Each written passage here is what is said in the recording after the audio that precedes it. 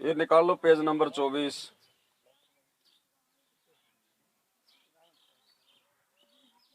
बंदी छोड़ सतगुरु रामपाल जी भगवान की जय हो। बंदी छोड़ सतगुरु रामपाल जी भगवान की जय हो। बंदी छोड़ सतगुरु रामपाल जी भगवान की जय हो। देखो इस शब्द में परमात्मा ने ये लिखवाया है कि भाई आज इस धरती पे गांव धनाना में, हरियाणा में वो पूर्ण परमात्मा स्वयं प्रकट है, आए हुए हैं। और हे मानव, हे प्राणी, तू क्यों भटक रहा है? भगवान को पहचान, उनका ज्ञान समझ, उनके सत्संग सुन और उस परमेश्वर के चरणों में लग जा। परमात्मा सारे पाप कर्मों का नाश करता है। काहे भटक रहा इंसान, पहचान धनाना वाले को। काहे भटक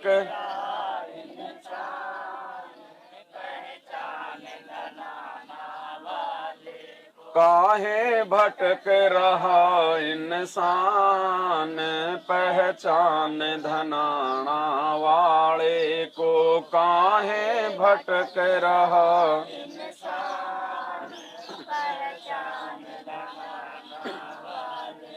पहचान धनाना वाले को। गुरुदेव धनाना वाले को पहचान, धनाना वाले को गुरु। काहे भटक रहा इंसान, पहचान धनाना वाले को। काहे भटक रहा इंसान, मथुरा भटको चाहे काशी, फिर भी न मिले अविनाशी। मथुरा भटको चाहे काशी, फिर क्यों पत्थरों का करे गुणगान। पहचान धनाना वाले को। क्यों पत्थरों का करे गुणगान। पहचान काहे भटक रहा इंसान, पहचान धनाना वाले को। काहे भटक रहा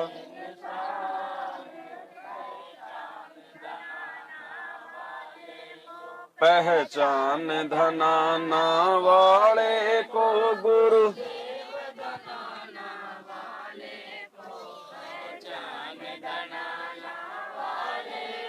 गुरुदेव धनाना वाले को। काहे भटक रहा इंसान, पहचान धनाना वाले को। काहे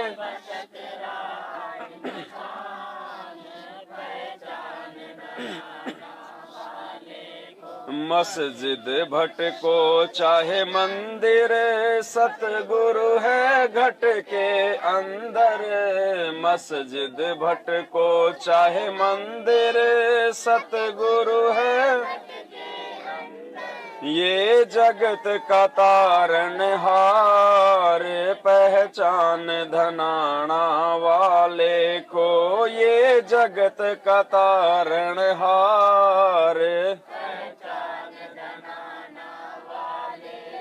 काहे भटक रहा इंसान, पहचान धनाना वाले को। काहे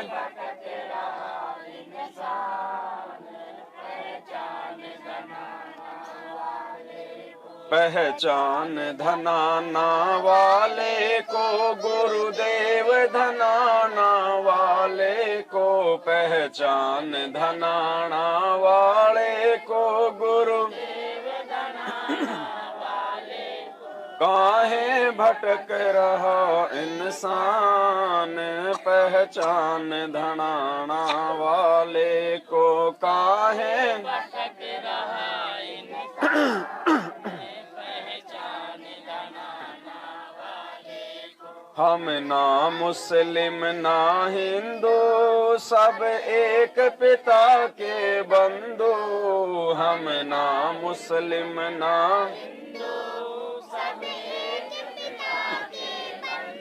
छोड़ के जाति धर्म अभिमान, पहचान धनाना।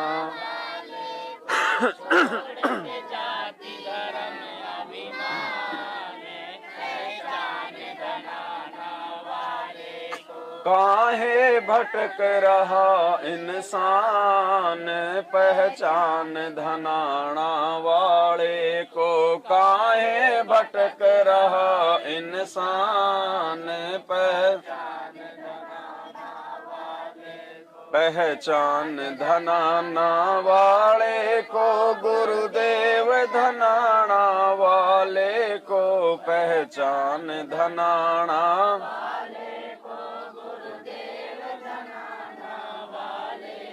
काहे भटक रहा इंसान, पहचान धनाना वाले को। काहे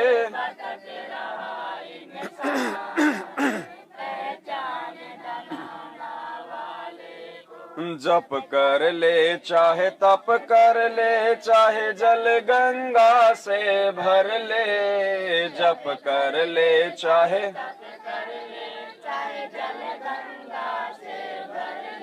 तेरे सिर लटके तलवार, पहचान धनाना वाले को।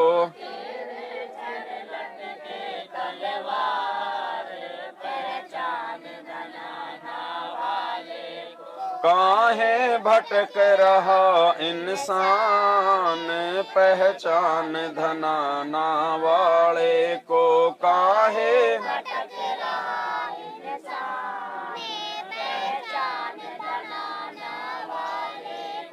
पहचान धनाना वाले को। गुरुदेव धनाना वाले को, पहचान धनाना।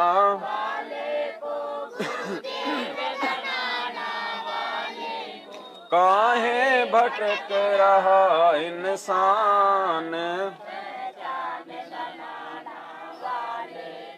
काहे भटक रहा इंसान, पहचान। चाहे राम जपो हनुमान जपो, चाहे राधे राधे श्याम जपो। चाहे राम जपो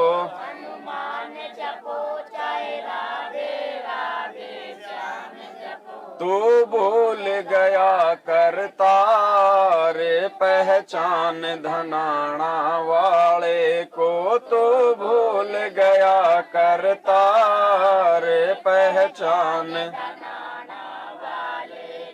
काहे भटक रहा इंसान, पहचान धनाना वाले को। काहे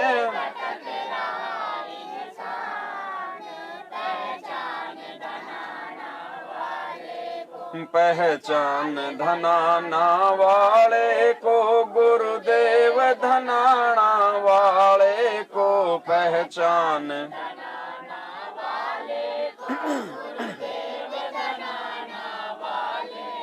काहे भटक रहा इंसान, पहचान धनाना वाले को। काहे भटक रहा इंसान, तेरे बढ़ रही हारी बीमारी, भटके डॉक्टर सरकारी। तेरे बढ़ रही हारी बीमारी, तेरा घर बन गया शमशान, पहचान धनाना वाले को। तेरा घर बन गया शमशान, काहे भटक रहा इंसान, पहचान धनाना वाले को। काहे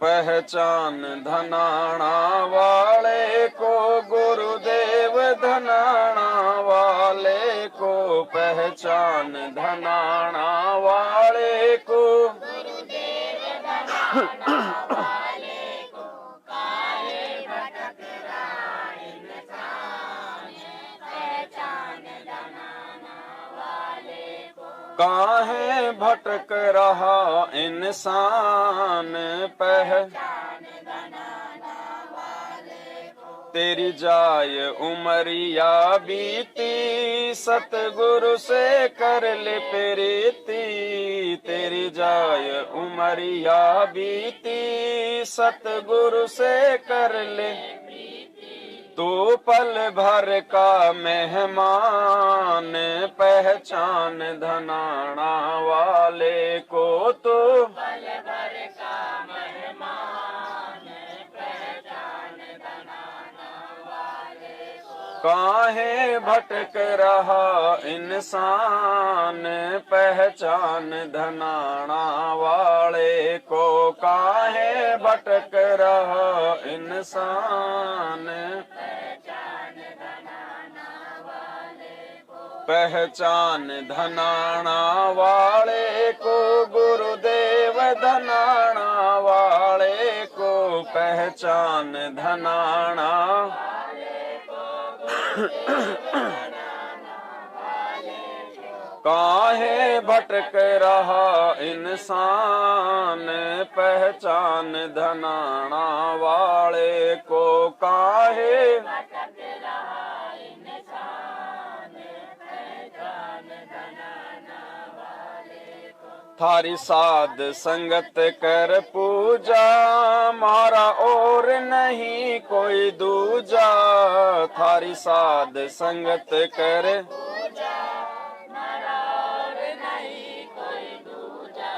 गुरु राम पाल भरतार, पहचान धनाना वाले को, गुरु राम पाल भरतार, पहचान धनाना वाले को, काहे भटक रहा इंसान, पहचान धनाना वाले को, काहे भटक रहा इंसान,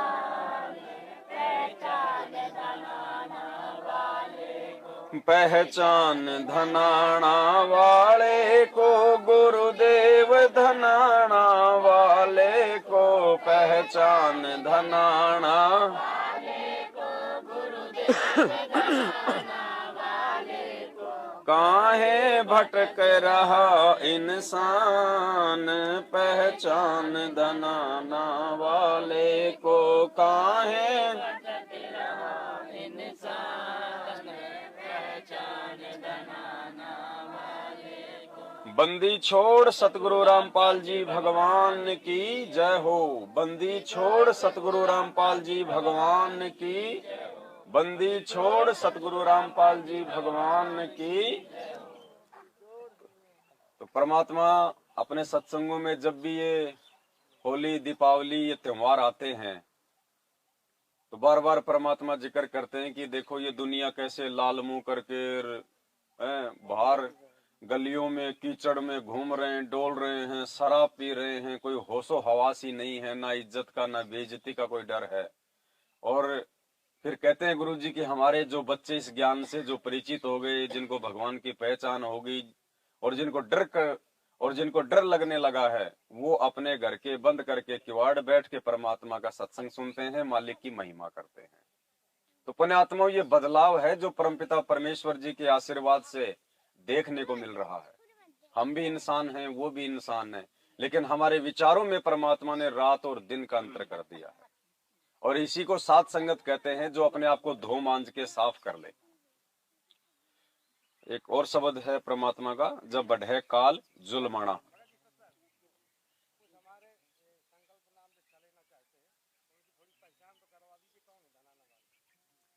तो रात को पूरी पहचानी तो हो रही थी। देखो, संकल्प दीक्षा फिर ऐसे काम नहीं करेगी। जब 1 घंटे में तू पहचान करोगे, 1 घंटे में संकल्प दीक्षा लोगे तो पहचान नहीं होगी। हाँ, तो कम से कम 3 महीने पहले गुरुजी के सत्संग सुनो, कम से कम 3 महीने कम से कम गुरुजी का ज्ञान सुनो, उनके सत्संग सुनो। और जब आपकी आत्मा कहे कि भाई हमें भी संत रामपाल जी भगवान से जुड़ना है, उनकी भक्ति करनी है, तब आप संकल्प लोगे, तब वो काम करेगा आपके। क्योंकि मर्यादा नहीं निभाओगे तो चाहे संकल्प नाम दीक्षा हो, चाहे नाम दीक्षा हो, परमात्मा की तरफ से कोई लाभ नहीं मिलेगा। नियम सबसे पहले हैं इस भक्ति मार्ग में। तो नियम जानने के लिए और नियमों के ऊपर रुकने के लिए ज्ञान जरूरी है। और ऐसे कोई जल्दबाजी में अगर कोई संकल्प लेगा, कोई देखा देखी में लेगा, तो देखो परमात्मा की तरफ से लाभ नहीं मिलेगा। फिर आपके मन में जो है तरह तरह के दोष और विचार आने लग जाएंगे, तो हम भगवान की और ज्यादा दोषी बन जाएंगे। तो पहले ज्ञान समझो, जल्दबाजी नहीं है। परमात्मा धरती पे आया हुआ है, सबको ज्ञान देके जाएगा, सबको नाम देके जाएगा। ये ना सोचो कि जेल से ये सतलोक चला जाएगा, सबको समझा के जाएगा, धरती पे सतयुग जैसा माहौल बना के जाएगा। ये तो खेल है कोई परमात्मा का। मालिक ने अपनी पहचान करवानी है, इसलिए परमात्मा जेल में बैठे हैं। वो एक तीर से अनेकों शिकार करते हैं परमात्मा। सतगुरु निकले शिकार पर लेके तीर कमान, मूर्ख मूर्ख मर गए, कोई बच गए संत सुजान। तो ये तो संगत की परीक्षा चल रही है 2014 से। जो मूर्ख हैं वो तो मर जाएंगे, परमात्मा की मर्यादाओं से हटके। मरने का मतलब भगवान से दूर हो जाएंगे। और जो भगवान से दूर हो जाएगा वो तो वैसे मरेगा, वो तो 84 लाख में मरेगा। और कोई बच गए संत सुजान, जो कोई ज्ञानी आत्मा होगी, वो अपनी मर्यादाओं में रह के भगवान को भगवान मान के पाखंड और आडंबरों से दूर रह के अपने आप को बचा लेगी। तो ये जो शब्द है परमात्मा का, जब बढ़े काल जुल्माना, ये उनकी महिमा के लिए जो है ये बनाया गया है। और इस शब्द के माध्यम से यही समझाया गया है कि इस पृथ्वी पे ये परमात्मा गांव धनाना में उस समय आते हैं जब इस धरती की जो परिस्थितियां हैं वो बिगड़ जाती हैं। कौन कौन सी वो परिस्थितियां हैं, कौन कौन से वो कारण हैं जो परमात्मा को पृथ्वी लोक पे आने के लिए जो है प्रेरित करते हैं। बंदी छोड़ सतगुरु रामपाल जी भगवान की जय हो। बंदी छोड़ सतगुरु रामपाल जी भगवान की जय हो। बंदी छोड़ सतगुरु जब बढ़े काल जुल्माना, तब आवे हैं गुरु जी धनाना। जब बढ़े काल जुल्माना, तब चार वेद पंडित जी भूलें, चार वेद पंडित जी भूलें, कथे ज्ञान मन माना।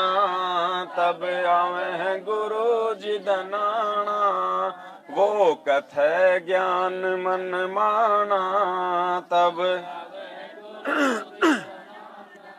जब बढ़े काल जुल्माना, तब आवे हैं गुरु जी धनाना। जब बढ़े काल जुल्माना,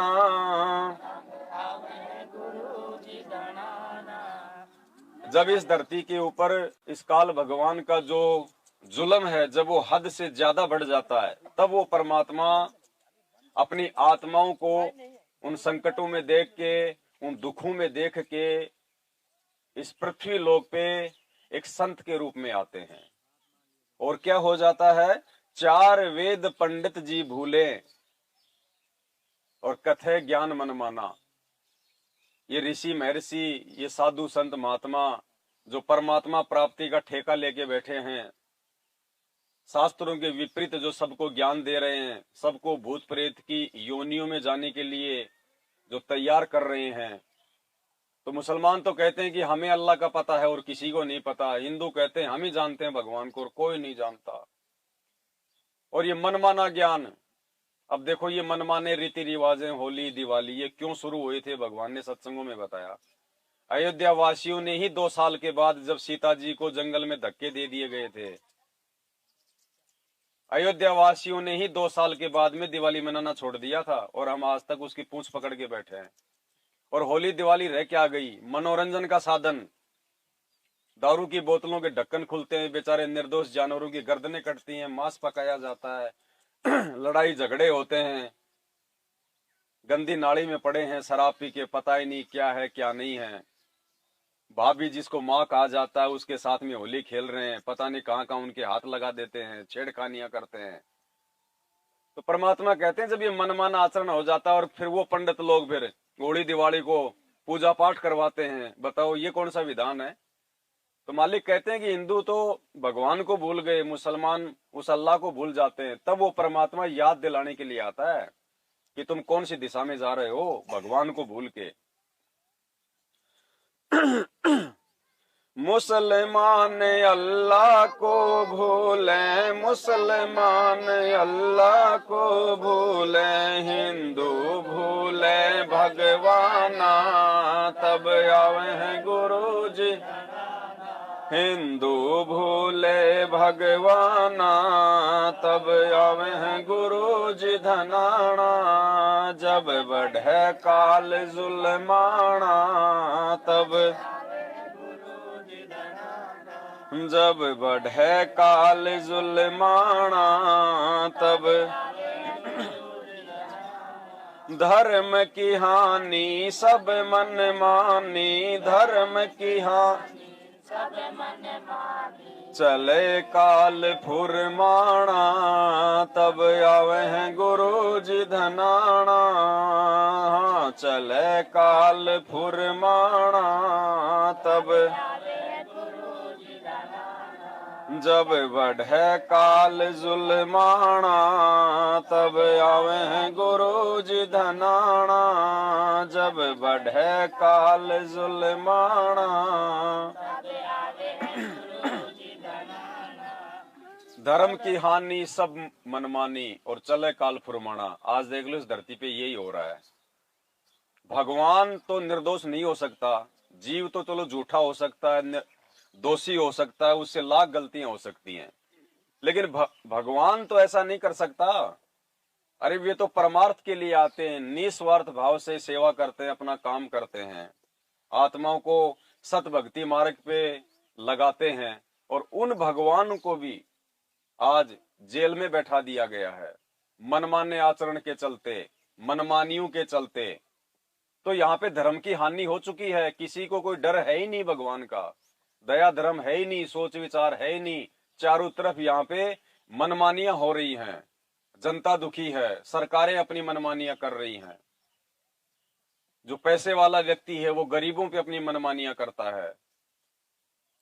उस समय फिर ये परमात्मा गांव धनाना, जिला सोनीपत, हरियाणा में अपनी आत्माओं को राहत देने के लिए, उनको उन दुखों और संकटों से उबारने के लिए एक आम व्यक्ति की तरह, आप और हमारी तरह ये प्रकट होते हैं। एक मुंह बोला जो है ये माता पिता बनाते हैं, एक नकली ये परिवार बनाते हैं, ये समझाने के लिए, ये बताने के लिए। देखो उस भगवान को इस काललोक में आके परिवार बसाने की जरूरत नहीं है, जिसका परिवार सतलोक में हो। इतना सुंदर लोक है, उस सुंदर लोक को छोड़ के क्या भगवान इस नासवान लोक में एक परिवार बसाने के लिए आएगा क्या? बाल बच्चे पैदा करने के लिए आएगा क्या वो परमात्मा? वो केवल इसलिए एक परिवार में आने की लीला करता है, वो भूमिका करता है, एक नकली परिवार बनाता है, क्योंकि ये जो पंडित लोग हैं, जो ये काजी मुल्ला लोग हैं, जिन्होंने पूरे भगत समाज को ये भ्रमित कर रखा होता है कि भक्ति तो केवल कोई ब्रह्मचारी कर सकता है, गृहस्थी आदमी भक्ति नहीं कर सकता। तो परमात्मा इस धारणा को तोड़ने के लिए कि भाई हम मोक्ष प्राप्त करेंगे, ये भक्ति है और ये शास्त्रों में प्रमाण है। और आज से पहले हमारे गरीबदास जी ने भी मोक्ष प्राप्त किया, दादू जी ने भी किया और नानक जी ने भी किया, वो भी तो गृहस्थी थे। हम राम और श्री कृष्ण जी की जो है वो पूजा करते थे, अरे वो भी तो गृहस्थी थे, वो भी तो घरबारी थे, भूल क्यों गए तुम? जब वो मोक्ष प्राप्त कर सकते हैं तो तुम क्यों नहीं कर सकते बाल बच्चों के साथ में? ये तो राम नाम के लड्डू हैं, सब खाओ मिलके। तो परमात्मा इस धारणा को तोड़ने के लिए इस काल लोक में एक परिवार बसाते हैं, झूठा परिवार, और फिर वो परमात्मा जो है एक कुल के अंदर आता है, वो चाहे यादव कुल हो, चाहे जाट कुल हो, चाहे धानक कुल हो, कोई भी कुल हो। क्यों आता है परमात्मा? ये भगवान भी चाहता तो राम और कृष्ण की तरह छत उसमें जो है ब्राह्मण कुल में आ जाता, लेकिन ये परमात्मा केवल जाट कुल में क्यों आया, छत्री कुल में क्यों आया? इसका भी एक रीजन है, क्योंकि हमारे समाज में ब्राह्मणों को सबसे ज्यादा और विशेष महत्व दिया जाता है। ब्राह्मण यानी जो पंडित हैं, जो गुरुजन हैं, ये भाई ज्ञान सुनने का और सुनाने का अधिकार केवल जो है वो पंडितों को है, वो ब्राह्मणों को है। ब्राह्मणों के अलावा ज्ञान नहीं हो सकता। ये ब्रह्मा जी के वंशज हैं, इन्हीं को वेद पढ़ने का और वेदों का ज्ञान ग्रहण करने का अधिकार है। ये दुनिया का मोक्ष करते हैं, और जो गुरु पद है केवल ब्राह्मण ही प्राप्त कर सकते हैं। तो इस धारणा को तोड़ने के लिए परमात्मा इस ब्राह्मण कुल में ना आके और एक जाट कुल में आए। और जाट कुल में क्यों आए? क्योंकि समाज में एक धारणा है कि जाटों की बुद्धि जो होती है वो घुटनों में होती है, जाट का दिमाग होता है वो घुटने में होता है। हालांकि ये मतलब ये मनमुखी सोच है, ऐसा कुछ नहीं है। लेकिन परमात्मा जानबूझ के जाट कुल में आए कि देखो भाई, जिसकी बुद्धि घुटने में होती है आज वो पूरी दुनिया को ज्ञान समझा रहा है, पूरी दुनिया का मोक्ष करवाएगा वो। इन वेदों को, शास्त्रों को, जिनकी बुद्धि में बुद्धि होती है, जिनके सिर में बुद्धि होती है, ब्राह्मणों के तुम मानते हो, वो भी नहीं समझ पाए। और तुम कहते हो ना कि भाई जाट की बुद्धि उसके घुटने में होती है, देख लो वो आज पूरी दुनिया को ये वेद समझा रहा है। तो इस धारणा को तोड़ने के लिए परमात्मा जानबूझ के जाट परिवार में आए हैं, वरना उनको आवश्यकता नहीं होती है। भगवान कहते हैं, जात न पूछो साधु की, पूछ लीजिए ज्ञान, मोल करो तलवार का और पड़ी रहने दो म्यान। तो हमने इन चीजों को ज्ञान आधार से समझना है। अगर कोई जाट परिवार से हो, भाई बहन कोई भगत हो, तो इस बहम में ना रहे कि गुरुजी तो हमारे जाट समाज में आए हैं। ये सबसे बड़ी भूल हो जाएगी, ध्यान रखना। ये परमात्मा ने नहीं बनाया ये जाट पाट खाट ये जातियां। परमात्मा तो इनको तोड़ने के लिए आए हैं, सत्यानाश करने के लिए आए हैं इन धर्म का और जातियों का। कर्म कांड और करते पाखंड, कर्म कांड और करते पाखंड, ये पहन के भगवा बाणा, तब आवे गुरु जी धनाना। ये पहन के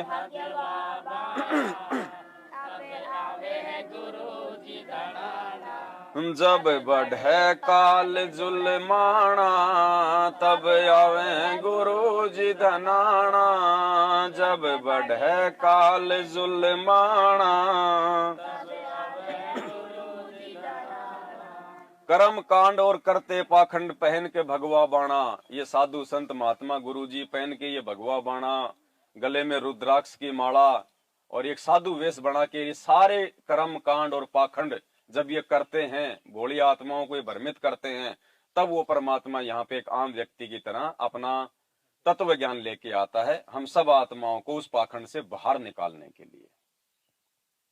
तपत शिला पह तड़प तड़प कह, तपत शिला पह तड़प तड़प कह, सुन के शोर मचाना, तब आवे गुरु जी।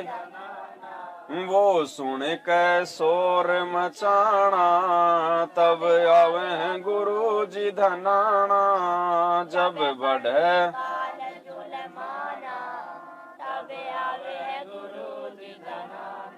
जब बढ़े काल जुलमाना, तब आवे गुरु जी। तपतशिला पे तड़प तड़प के सुन के शोर मचाना, जब ये काल भगवान हम आत्माओं को तपतशिला पे भून भून के खाता है, उस समय हमारे को उस परमात्मा की याद आती है, रोते हैं, चीखते हैं, चिल्लाते हैं, तब वो परमात्मा, वो दयालु मालिक, उनसे देखा नहीं जाता है हमारी वो पुकार, वो चित्कार, वो दर्द। अरे हमारे बच्चे का अगर एक उंगली भी अगर गरम गरम तवे पे लग जाए और वो रोता है तो माँ बाप का कालजा धर हो जाता है। और वहां तो पता नहीं वो घंटों घंटों 24-24 घंटे आत्माओं को भून भून के खाता है, और इतना ज्यादा वहां पे दुखी होती है जिसकी कोई हद नहीं है। तो वो दयालु परमात्मा हम दुखी आत्माओं को देख के फिर आता है इस काललोक में, गांव धनाना में, हमें समझाने के लिए। इस कलयुग की पिछली पीढ़ी में देखो, आता तो परमात्मा चारों युगों में बहुत बार है, और वो तो हमेशा ही रहता है यहाँ पे किसी न किसी साधु संत और महात्मा के रूप में। अगर वो परमात्मा अगर इस पृथ्वी पे ना रहे, अगर उनके चरण कमल अगर इस धरती पे एक सेकंड के लिए भी ना रहे, तो यहाँ पे काल भगवान ये जुल्म ढा दे।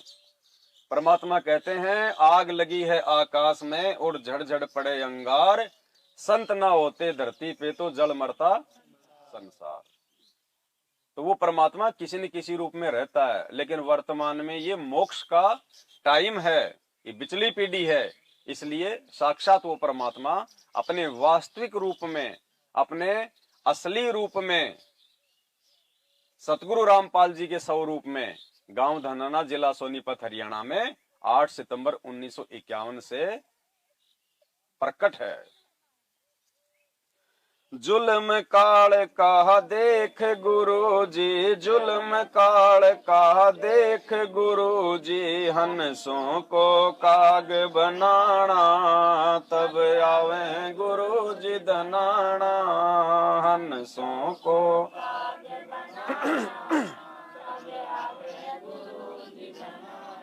जब बढ़े काल जुल्माना, तब आवे गुरु जी धनाना, जब बढ़े काल जुल्माना।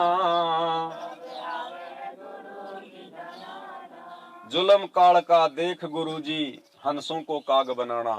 परमात्मा देखता है ऊपर से कि देखो, मैंने इन आत्माओं को, जब ये सतलोक से गई थी तो मैंने इनको हंस रूप में भेजा था, और आज देखो, आज इनको कौवा बना दिया। इनको, इनकी वृत्ति, इनका सोच विचार, इनका आचरण, इनका चरित्र, इनका व्यवहार, इनका बोलचाल, इनकी सोच वो कौवे जैसी हो गई, जैसे कौवा होता है।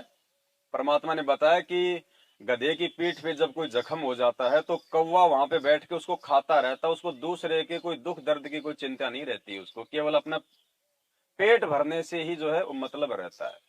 तो आज इस काल भगवान ने, जो हम हंस थे उस परमात्मा के, जब आए थे उनके यहाँ से, सतलोक से, और आज उसने हमारे को जो है वो कौवे जैसा बना दिया। तो परमात्मा से ये सब कुछ जो है देखा नहीं जाता है, और वो दयालु परमात्मा फिर एक बार पुनः इस कलयुग की पिछली पीढ़ी में हमें समझाने के लिए, इस कालजाल से बाहर निकालने के लिए गांव धनाना, जिला सोनीपत, हरियाणा में स्वयं ही आते हैं अपने सतलोक से। गधा सुअर बैल बनावे, गधा सुअर बैल बनावे, जीवों को इतना सताना, जीवों को इतना सताना, तब आवे हैं गुरु जी धनाना, जब बढ़े काल जुल्माना, तब जब बढ़े काल जुल्माना, तब आवे हैं गुरु जी। गद्दा सुअर बैल बनावे, जीवों को इतना सताना। 84 लाख योनियों में डाल के तरह तरह के जो है वो दुख, वो कष्ट हमारे को दिए जाते हैं। अब मानव शरीर में तो हम लोग कितने आराम से रहते हैं, एसी में सोते हैं, गाड़ियों में चलते हैं, सारी सुख सुविधा भोगते हैं, और 84 में जाते वो हमारे को बैल बना देता है। फिर हमारे ऊपर 10, 15, 20 क्विंटल माल ढोके, और फिर नहीं चलेंगे तब पीछे से हंटरे मारे जाएंगे। तो वो परमात्मा जब ऊपर से देखता है अपने बच्चों की ये हालत, तो बड़ा दुखी होता है। जैसे कोई विदेश कमाने चला जाता है किसी का बेटा, और यहाँ से तो उसको कह दिया कि तेरे को वहां पे मैनेजर बनाएंगे और 1 लाख रुपया तेरी तनख्वाह महीने की, और वहां जाने के बाद में फिर उसको ऊंट चराने के लिए भेज दिया जाता है वहां दुबई में और वहां पे सऊदी में। फिर उधर से वो फोन करता है कि रोता फिर वो कि बापूजी मेरे साथ तो धोखा कर दिया, और मेरे को तो यहाँ पे ऊंट चरवाए जा रहे हैं, टाइम पे खाना भी नहीं दिया जा रहा। फिर वो माँ बाप दुखी होते हैं, उस एजेंट के पास जाते हैं, उसके ऊपर मुकदमा करेंगे, 100 प्रकार के झंझट। उधर से वो दुखी, इधर से माँ बाप दुखी, पैसों के चक्कर में, लालच में। अरे जिस भगवान ने जन्म दे दिया, क्या वो हमारे को भूखा मरना देगा क्या? रोटी की व्यवस्था भगवान हमारे जन्म से पहले करता है। परमात्मा कहते हैं पो पाटी पगड़ा भया और जागी जिया जून, सब काओं को देत है वो चोंच समाना चून। चीटी को कण हाथी को मन वो परमात्मा ही देता है। हम तो भाग गए विदेश पैसों के चक्कर में, और ये विचार नहीं करते कि एक हाथी, एक आदमी जितना एक महीने में खाता है, हाथी एक टाइम में खाता है। वो कौन सा विदेश में काम कर रहा है, ऑफिस में काम कर रहा है, उसका भी भगवान पेट भरता है। तो हम उस भगवान को भूल गए, हम उसके गुणों को भूल गए, इसलिए हम दुखी हैं। माया के लिए भटक रहे हैं हम, पैसों के लिए हम भटक रहे हैं। गुरुदेव ने एक बार सत्संग में बताया कि एक भगत आया आश्रम में, जब गुरुदेव आशीर्वाद दिया करते थे तो कोई अपनी बात उनको बोल दिया करता था, बाकी तो समय इतना मिलता नहीं था परमात्मा से मिलने का। बोला गुरु जी हाँ भाई गुरु जी मैं अमेरिका जाना चाहता हूँ, दया करो। तो परमात्मा को पता था कि नालायक नया नया भक्ति से जुड़ा है, अमेरिका जाएगा, वहां का माहौल देखेगा, काल इसको माया में उलझा लेगा, बर्बाद हो जाएगा। तो गुरु जी बोले रे नालायक, अगर भगवान पे विश्वास करेगा तो यही अमेरिका बना दूंगा। अब उस समय तो उसके समझ में नहीं आई, वो चला गया घर पे। 6 महीने बाद में आया तो परमात्मा के चरण पकड़ के रोने लगा कि परमात्मा आप जो बोलते हो बिल्कुल सत्य बात है। तो गुरुजी ने एक्टिंग की। बोला क्या? बोला भाई क्या हुआ, क्या बात हुई? बोलो जी 6 महीने पहले मैं आया था, ऐसे ऐसे मैंने अमेरिका जाने की आपसे प्रार्थना करी थी कि मेरा वीजा लग जाए, और आपने कहा था कि भाई भगवान पे विश्वास करेगा तो यही अमेरिका बना दूंगा। बोलो गुरुजी मैं जितना अमेरिका में कमाता उससे डबल मेरा यही काम धंधा सेट हो गया। तो गुरुजी बोले मुझे तो नहीं याद था, मुझे तो नहीं ध्यान आया मैंने उसको कब बोला था कब नहीं बोला था। अब ये तो परमात्मा एक्टिंग करते हैं, लीला करते हैं परमात्मा। तो पुण्यात्मा ये भगवान है। अरे जिसने भजन दे दिया फिर भोजन की जिम्मेदारी उसकी है, हमारी नहीं है भाई। हम केवल अपना वो कर्म करें जो हमारे को गुरुदेव भगवान ने दे दिया बस। बाकी जिसने हमारे को भजन करने के लिए दिया है तो भोजन की चिंता उसको है, हमारे को नहीं है। घर पे कोई रिश्तेदार आ जाएगा तो भोजन की चिंता किसको होती है? रिश्तेदार को, या फिर जिनके घर पे आया उनको, और बढ़िया बढ़िया खिलाएगा। तो ये परमात्मा है भाई, इसने हमें अपनी शरण में लिया है, हम इसकी शरण में हैं, इसलिए भोजन की चिंता उस परमात्मा को है, हमें नहीं है। हमें तो केवल उस भजन की चिंता होनी चाहिए कि मेरा भजन ठीक ठाक बन जाए तो भगवान भोजन तो अपने आप देगा। इस 84 लाख योनियों में खाली एक इंसान ही तो कमाता है, बाकी बाकी कौन कमाता है बता दो? कोई कमाता है क्या? और सबका पेट भर रहा भगवान, और सब इंसान से ज्यादा खाते हैं। तो परमात्मा धरती पे है, थोड़ा विश्वास करेंगे तो मालिक दया करेगा भाई। काल कसाई तक तक मारे, काल कसाई तक तक मारे, पग पग पे यो बाणा तब आवे हैं। हाँ पग पग पे यो बाणा तब आवे हैं गुरु जी धनाना, जब बढ़े काल जुल्माना तब, जब बढ़े काल जुल्माना तब आवे हैं। काल कसाई तक तक मारे, पग पग पे यो बाणा। अब ये बाणा मारता कैसे है? परमात्मा ने समझाया कि दुविधा दुर्मति और चतुराई में जन्म गया नर तोरा रे, अब भी आन मिलो सत्संग में करो गुरु ज्ञान पे। तो दुविधा दुर्मति और चतुराई में हम लोग अपना जीवन बर्बाद कर जाते हैं। और ये बाण कैसे मारता है? जैसे मालिक ने बताया कि किसी के घर में कोई अच्छी फसल हो गई, 2-4 लाख रुपए उसके हाथ में आ गए, तो वो क्या करेगा? वो सोचेगा 2-4 लाख रुपए तो मेरे पास में है ही, और 2-4 लाख रुपए किसी रिश्तेदार से ले लेता हूं, और एक बढ़िया सा हाईवे के ऊपर एक ढाबा खोल लेता हूं, और दिन रात गाड़ियां चलती हैं, तेरी तो बल्ले बल्ले हो जाएगी। अब ढाबा तो खोल लिया उसने, और ढाबा खोला और दूसरे दिन मोदी जी ने लॉकडाउन लगा दिया। वो तो 3 महीने में बेचारा बर्बाद हो गया है। और फिर गुरुजी कहते हैं वो मांगने वाले पीछे पीछे, और वो चौधरी साहब आगे आगे। तो ऐसे ये हमारे को ये बाण मारता है, ये दुखों के, ये परेशानियों के। आज बेटा हो गया, हमने छठी की रात मनाई, जन्मदिन मनाया, 20 गांवों को जिमाया, लड्डू जलेबी बनाई। 2 साल बाद वो छोरा मर गया बीमारी से या एक्सीडेंट में। अब वो ऐसे बाण मारता हमारे ऊपर। परमात्मा कहते हैं काल कसाई तक तक मारे, पग पग पे यो बाणा, क्योंकि इसने तो हमारे को दुखी करना है, इसको आनंद आता है। ये बदला ले रहा है सतगुरु रामपाल जी भगवान से, उस कबीर परमात्मा से, उस बात का। कौन सी बात का?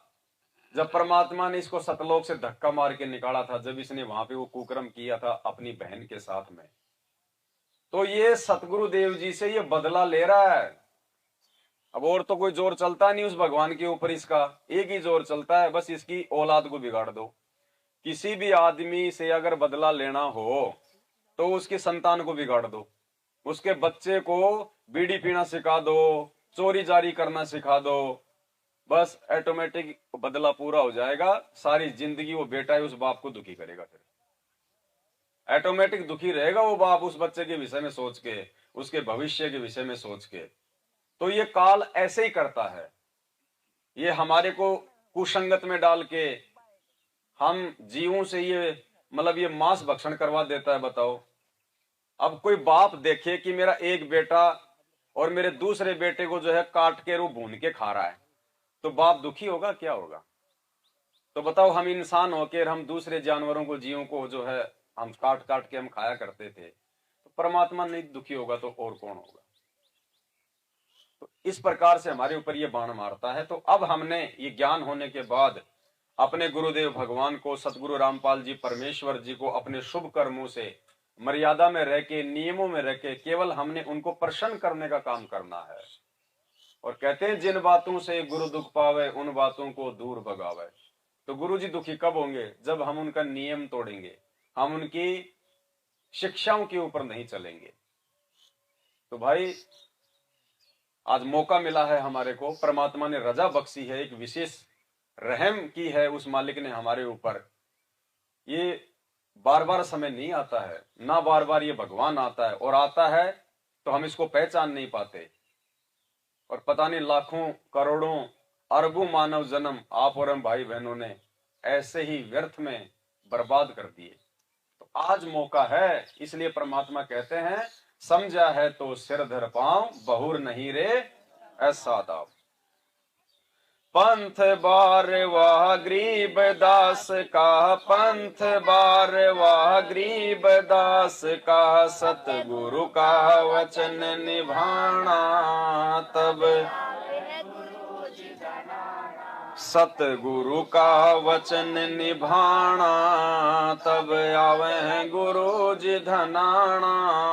जब बढ़े काल जुल्माना तब आवे गुरु जी धनाना। जब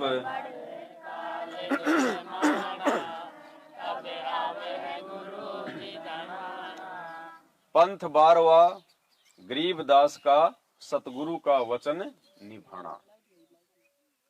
तो परमात्मा ने आज आके अपना वो वचन निभाया है, जो वचन उन्होंने 350 साल पहले गांव छुडानी में आदरणीय गरीबदास जी महाराज जी को दिया था कि भाई आगे चल के 12वें पंथ में मैं स्वयं ही आऊंगा और एक नया यथार्थ 13वां कबीर पंथ चलाऊंगा। सभी पंथों को मिटा के केवल एक ही ज्ञान होगा, एक ही धर्म होगा, एक ही विधान होगा। पंथ 12वां हम ही चलावें और सब पंथों को मिटा के एक पंथ चलावें। तो आज वो परमात्मा अपने उस वचन को निभाने के लिए 12वें पंथ में स्वयं ही आ चुका है। क्योंकि जिस समय ये 12वां पंथ चल रहा था और 12वें पंथ के अंतिम गुरु हमारे दादा गुरुदेव थे आदरणीय रामदेवानंद जी, उस समय ये परमात्मा 17 फरवरी 1988 को उनको अपना मुंह बोला गुरु बनाते हुए, एक लीला करते हुए उन्होंने इस 12वें पंथ में एंट्री की और इस वाणी के अनुसार उन्होंने अपना वचन निभाया।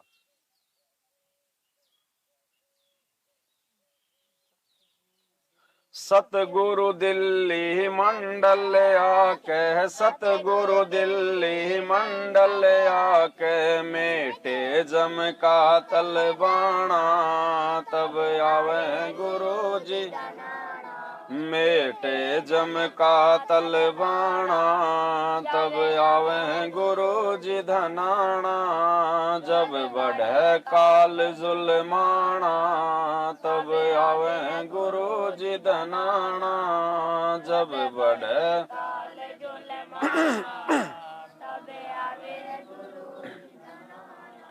सतगुरु दिल्ली मंडल आके, मेटे जम का तलबाना। असुर निकंदर रमणी में हम पढ़ते हैं कि सतगुरु दिल्ली मंडल आईसी, सूती धरणी सूम जगाईसी। तो परमात्मा आज 8 सितंबर 1951 को गांव धनाना, जो कि दिल्ली मंडल में पड़ता है, सोनीपत जिला दिल्ली मंडल में था उस समय, आज भी है। तो परमेश्वर ने अपना वचन निभाया और वे दिल्ली मंडल में आए। परम दयालु दया के सागर, परम दयालु दया के सागर, डाले डेरा हरियाणा, तब आवे गुरु जी। डाले डेरा हरियाणा, तब आवे गुरु जी धनाना, जब बढ़े काल जुल्माना, तब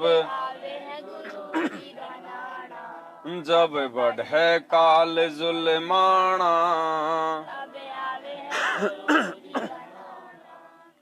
परम दयालु दया के सागर, डाले डेरा हरियाणा। एक सत्संग में परमात्मा ने बताया था कि जब भी ये बिजली पीढ़ी का समय आता है तो वो कबीर परमात्मा हरियाणा में ही आके प्रकट होता है। ये परमात्मा ने एक जगह बना रखी अपनी निश्चित। हर कलयुग की बिजली पीढ़ी में परमात्मा हरियाणा में ही प्रकट होते हैं। संत रामपाल जी भगवान के रूप और स्वरूप और नाम से ही प्रकट होते हैं। एक सत्संग में बताया था गुरुदेव ने कि बच्चों, चाहे तो तुम इस जन्म में अपना मोक्ष करवा लेना, चाहे किसी और जन्म में, अगर तुम्हारा सूत बैठ जाए तो, अगर तुम्हारा दाव लग जाए किसी और जन्म में, लेकिन मार्ग यही है। और क्या कहा था गुरुजी ने कि ये तो भक्ति मिलेगी, यही मंत्र रहेंगे और ये नियम रहेंगे, यही रामपाल रहेगा। तुम्हारी जब इच्छा हो तब अपना मोक्ष करवा लेना, अगर दोबारा तुम्हारा सूत बैठ जाए तो। बाकी इतनी जल्दी सूत बैठता नहीं है। तो ये स्वयं ये परमात्मा है। हर कलयुग की बिचली पीढ़ी में ये अपने रामपाल नाम से और गांव धनाना में ही ये प्रकट होते हैं। और ये संघर्ष थोड़े दिनों का है। आप और हम तो क्या संघर्ष करेंगे, हम तो जानते नहीं संघर्ष होता क्या है। संघर्ष तो वो भगवान कर रहा है।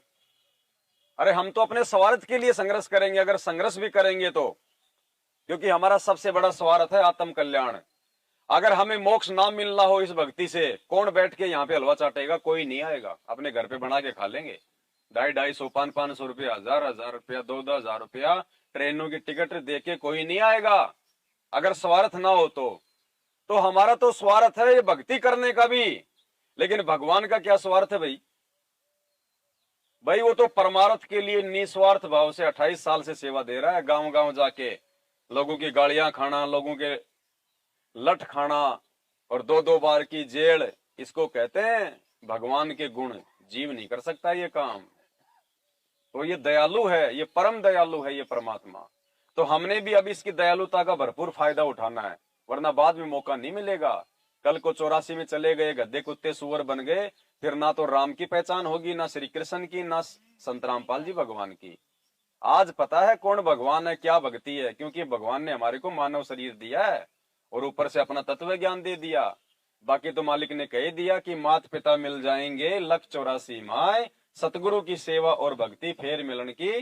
जब समझ में नहीं आएगी तो मिलेगी क्या? आज ये जितने भी कुत्ते सुअर, ये गधे बैल भैंस, इनसे पूछो कि राम कौन है, श्री कृष्ण कौन है, चाहे 24 घंटे उसके कान के पास लगा दो माइक, फिर भी नहीं बता पाएगी, ना वो समझ पाएगी, क्योंकि वो भोग योनि है। एक बार काल जब 84 में डाल देगा तो फिर समझ में नहीं आएगी।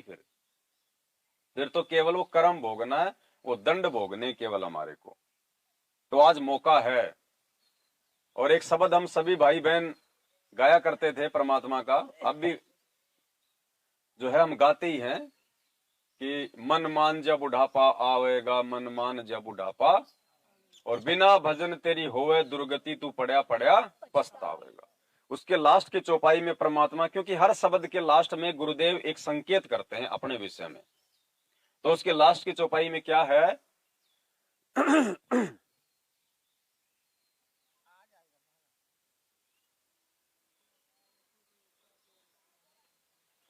क्या था लास्ट की चौपाई में? हाँ, भाई जल्दी ले ले नाम गुरु का, तुझे मनुष्य जन्म मिल जावेगा। जल्दी ले ले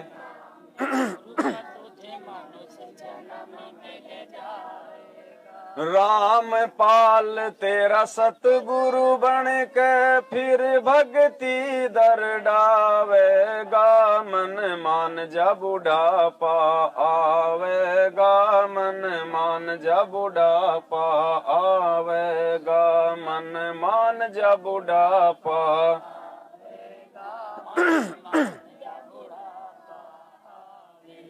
बिना भजन तेरी होवे दुर्गति, तू पड़ा पड़ा पछतावेगा, मन मान जा बुढ़ापा आवेगा, मन। भाई जल्दी ले ले नाम गुरु का, तुझे मनुष्य जन्म मिल जाएगा, और रामपाल तेरा सतगुरु आके तन फिर भक्ति। तो ये शब्द आज से 550-600 साल पहले जब परमात्मा कबीर नाम से आए थे तब उन्होंने गाया था, 650 साल पहले।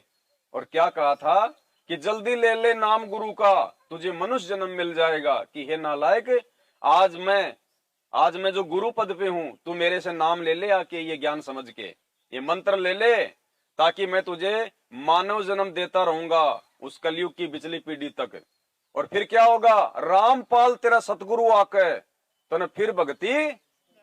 फिर बोला कि मैं रामपाल रूप में आऊंगा और फिर मैं तुझे वापस भक्ति पे।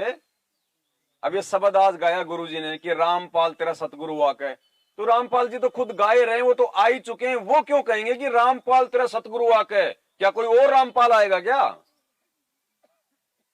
तो 650 साल पहले कहा था परमात्मा ने कि मैं रामपाल रूप में आऊंगा और फिर से तुझे मानव जन्म देके मैं तुझे भक्ति पे लगाऊंगा। तो सारे संकेत करते हैं परमात्मा। साध संगत थन भोग लगावे, साध संगत थन भोग लगावे, दिन रात करे गुण गाना, तब आवे गुरु जी धनाना। दिन टैबलेट निकालना, टैबलेट निकालो। जब बढ़े काल जुल्माना, तब आवे गुरु जी धनाना, जब बढ़े काल जुल्माना तब। और भी देखो बहुत सारे संकेत परमात्मा ने किए हुए हैं।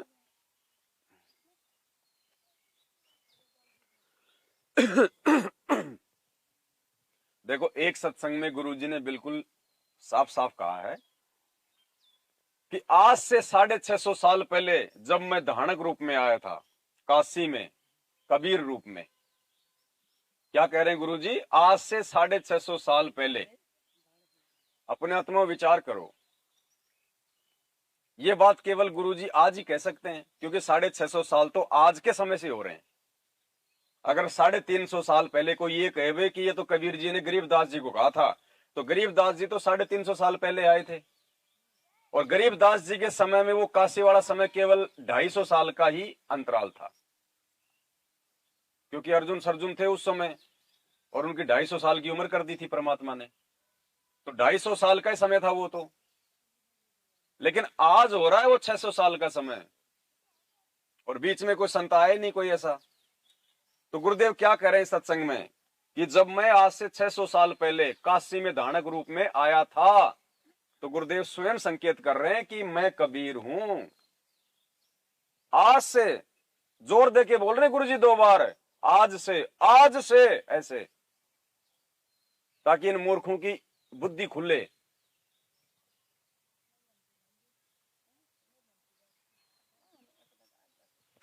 अब तक पिछले जो मैं ज्ञान देख रहा था, तो आज से 600 वर्ष पहले, आज से तो कबीर रूप में वहां धानक रूप में रहा था, तो वो इन्होंने काल के दूत बस के 12 पंथों में इन्होंने उसमें कुछ परिवर्तन कर दिया अपने हिसाब से।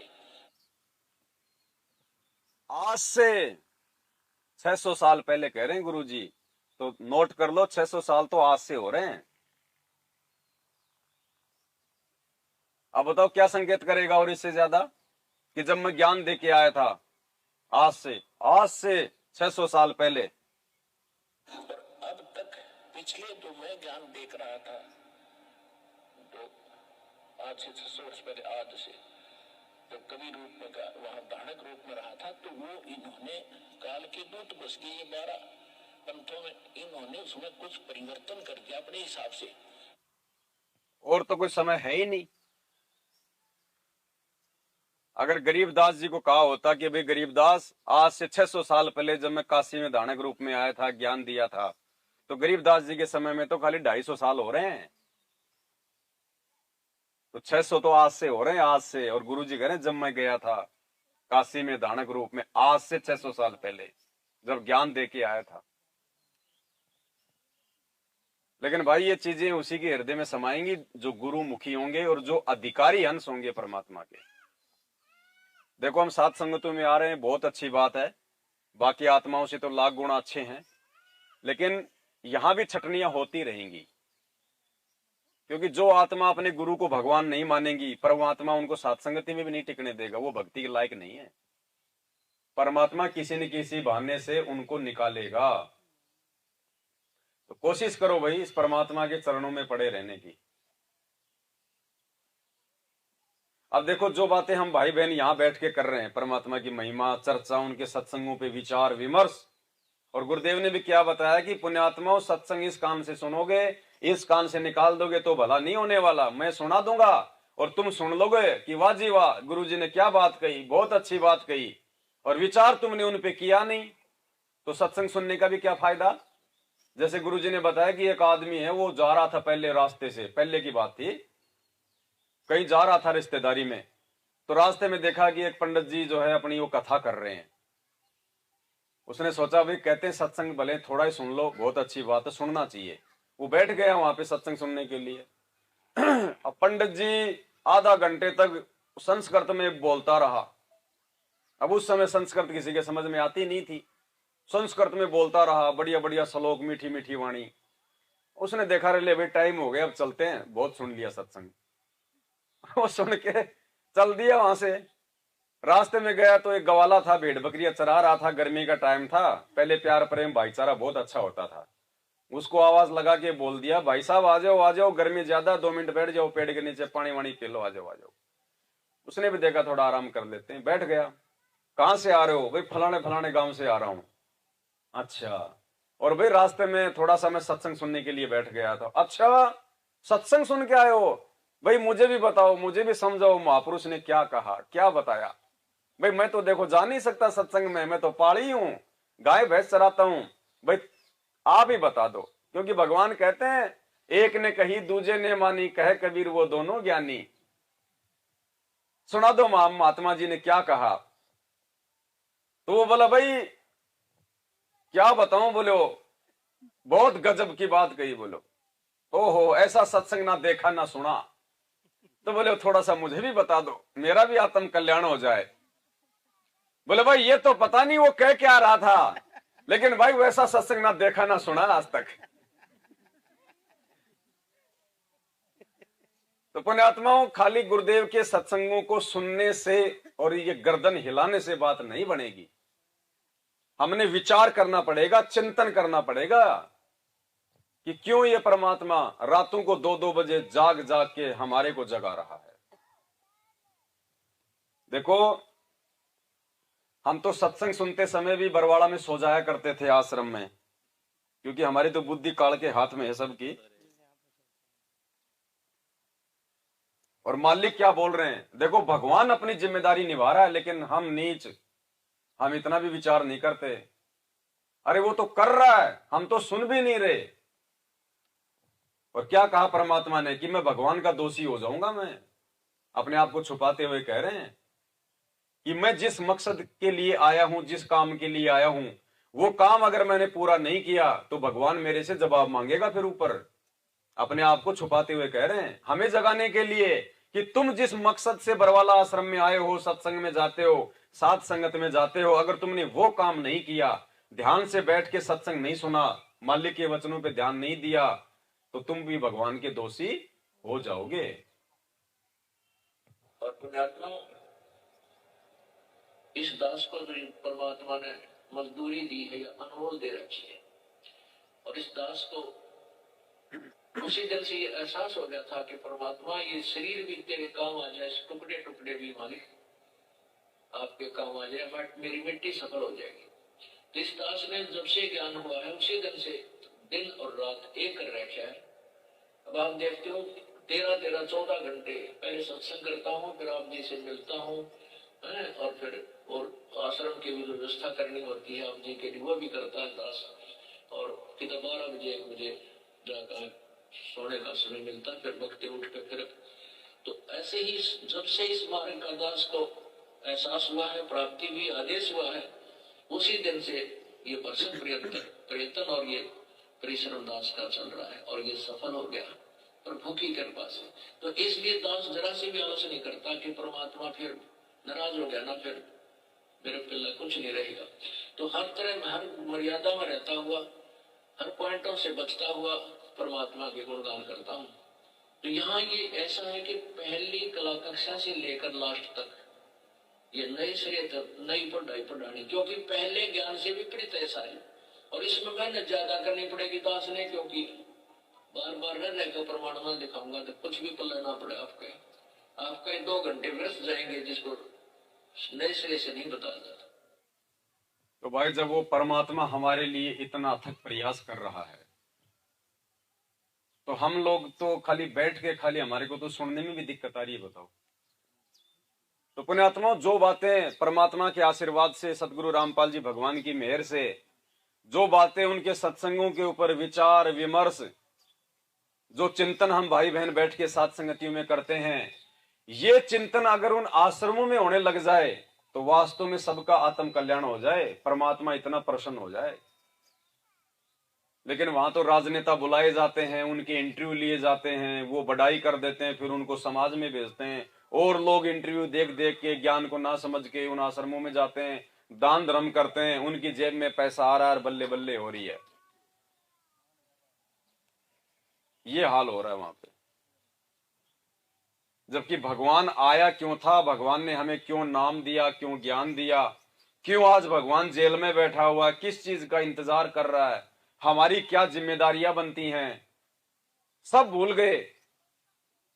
तो याद केवल परमात्मा ने साथ संगत वालों को दिलाया है, क्योंकि हम योग्य हैं, हमारे को भगवान ने भक्ति का उत्तराधिकारी बना दिया।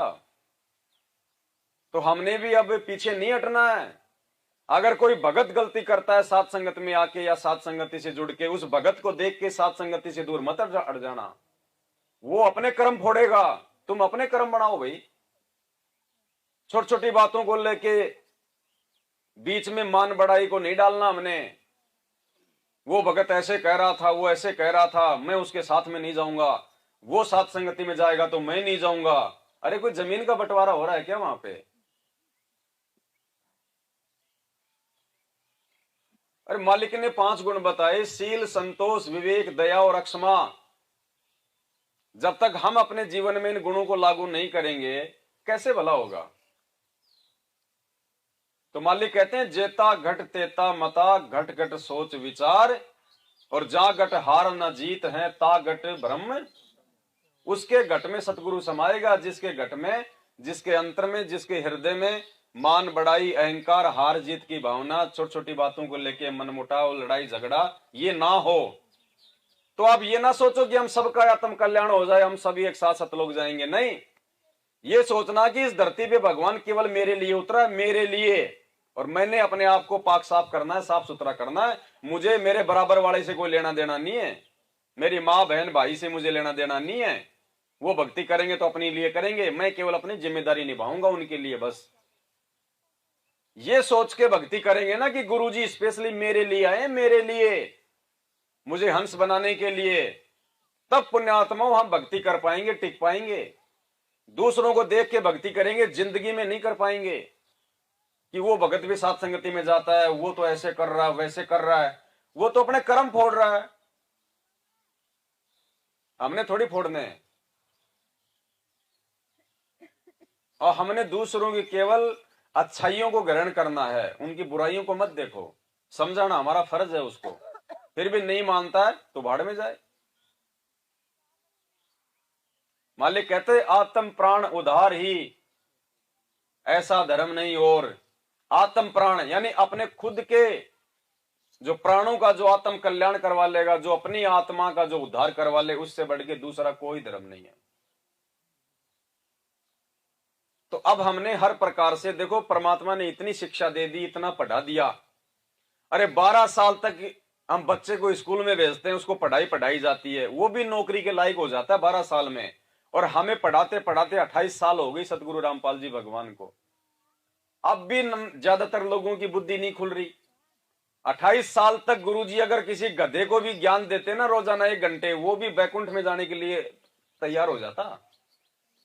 और संगत की हालत क्या हो रही है, राजनेताओं के चमचे बने फिरते हैं, रैलियां, धरने, प्रदर्शन, रोडों पे चिल्लाना। वेदों में प्रमाण है, कबीर साहब भगवान है। ये चिल्लाने से थोड़ी भगवान हो जाएगा। तुम्हें समझ में आ गया तो बैठ के भक्ति करो, दूसरों को प्यार प्रेम से समझाओ। ये दुनिया की तरह रैलियां निकालने की क्या आवश्यकता? ये तो ड्रामेबाजी है, ये तो पाखंड है, दिखावा है।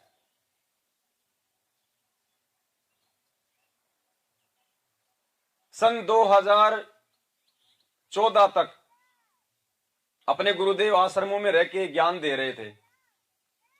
क्या कभी उन्होंने कोई कबीर प्रकट दिवस के ऊपर या गरीबदास जी के बोध दिवस के ऊपर या होली दिवाली पे कभी कहा कि बच्चों जाओ सब अपने अपनी गाड़ियों को सजाओ, श्रृंगार करो, फूल पत्ते लगाओ और अपने अपनी गाड़ियों की छतों के ऊपर मेरी फोटो लगाओ और बरवाड़ा से लेके हिसार तक रैली निकालो, रोडों पे चिल्लाओ, ट्रैफिक जाम करो, दुनिया को परेशान करो, ताकि दुनिया को पता चले कि कबीर जी भगवान हैं? किया कभी? ये पाखंड करने के लिए कहा कभी गुरुजी ने? तो ये कौन करवा रहा है? एक किस ब्रह्मांड का स्वामी करवा रहा है उनकी बुद्धि पे बैठ के,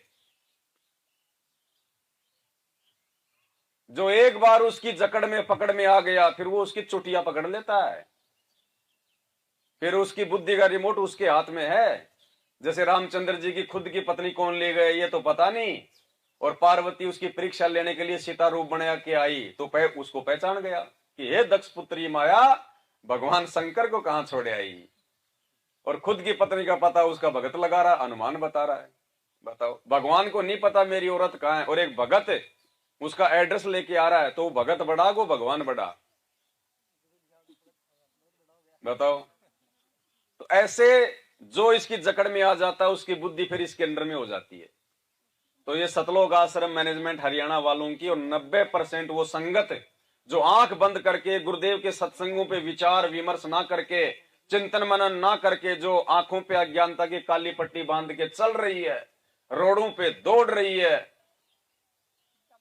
अरे आश्रम किस लिए बनाए? वो छत किस लिए बनाई? वो पंखे किस लिए लगाए? अगर रोड पे दौड़ दौड़ के अगर वो पसीने निकालने हैं तो बताओ, विचार करने की बात है। ऐसे आदमी समझेगा क्या रोडों पे चिल्लाने से? अरे देश की ज्यादातर गाड़ियों के ऊपर, टेम्पों के ऊपर, दीवारों के ऊपर बेटी बचाओ, बेटी पढ़ाओ, बेटी बचाओ, बेटी पढ़ाओ, अखबारों में ऐड आती है, टीवी चैनल पे ऐड आती हैं।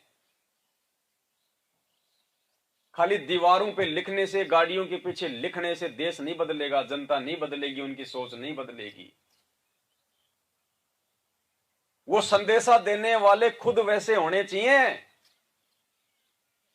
तब जाके दूसरों के ऊपर उनके शब्दों का असर होता है। जब उन्हें भगवान का नहीं पता तो रोडों पे चिल्लाने से क्या मतलब? वेदों में प्रमाण है, कबीर साहब भगवान है। अब कोई उनको पकड़ के कहते कि भाई साहब रुक, हाँ जी रुक गया। क्या गा रहे हो आप कि वेदों में प्रमाण है, कबीर साहब भगवान है? अच्छा जी, कबीर जी को भगवान मानने से क्या होगा? अरे मोक्ष हो जाएगा, सतलोक चले जाओगे, गधे कुत्ते बनने से बच जाओगे। अच्छा जी, कबीर जी कहां है? कबीर जी 650 साल पहले आए थे, तो नाम किससे ले भाई? जब कबीर जी है नहीं, जो गधा कुत्ता बनाने से रोक दे, सतलोक पहुंचा दे, तो नाम किससे लें? नाम हमारे गुरुजी से। क्यों भाई, तुम्हारे गुरुजी कबीर जी हैं क्या? हाँ हाँ हाँ, हमारे गुरुजी कबीर जी हैं। तो नालायक फिर रोड पे क्यों चिल्ला रहा है कि वेदों में प्रमाण है, कबीर भगवान है? अरे जब वो गुरुजी, जब वो कबीर परमात्मा तेरे गुरुजी के रूप में आ गया, तो नालायक तू तो इसका गुणगान कर, इसका गुणगान कर तू। उसका गुणगान करने से क्या मिलेगा जो धरती पे है ही नहीं? तो पुण्यात्माओं, ये तो चिल्लाते हैं बेचारे, वेदों में प्रमाण है, कबीर देव भगवान है, और हम साथ संगत वालों को भगवान ने समझा दिया कि ये संगत भी अनजान है, सतगुरु रामपाल जी भगवान है। तो हमारे खुद के भाई बहन ही अनजान है अभी, तो उनके समझाने से दुनिया नहीं समझेगी। कितने के लोग समझ गए बता दो? जो थोड़े बहुत थे वो और बिगड़ गए। देखो, उन आश्रमों में जो हमारे भाई बहन जाते हैं, आत्मा बहुत अच्छी है, वो परमात्मा के लिए जाते हैं, लेकिन मार्ग सही नहीं है। जैसे गुरुदेव ने बताया कि मंदिर में, मस्जिद में, बद्रीनाथ में, केदारनाथ में वो आत्मा जाती है जिनको परमात्मा की प्यास है, नहीं तो बाकी दुनिया नहीं जाती है। शाम को लेके घुट्टी टिट्टी बन जाते हैं, और कोई बेचारा नंगे पैर लेके झंडार, हारे का सहारा बाबा खाटू श्याम हमारा, और पता नहीं कावड़ लाएगा और कहां कहां जाएगा। क्यों दौड़ रहा वो? क्योंकि वो परमात्मा की उसको प्यास है, लेकिन मार्ग सही नहीं है।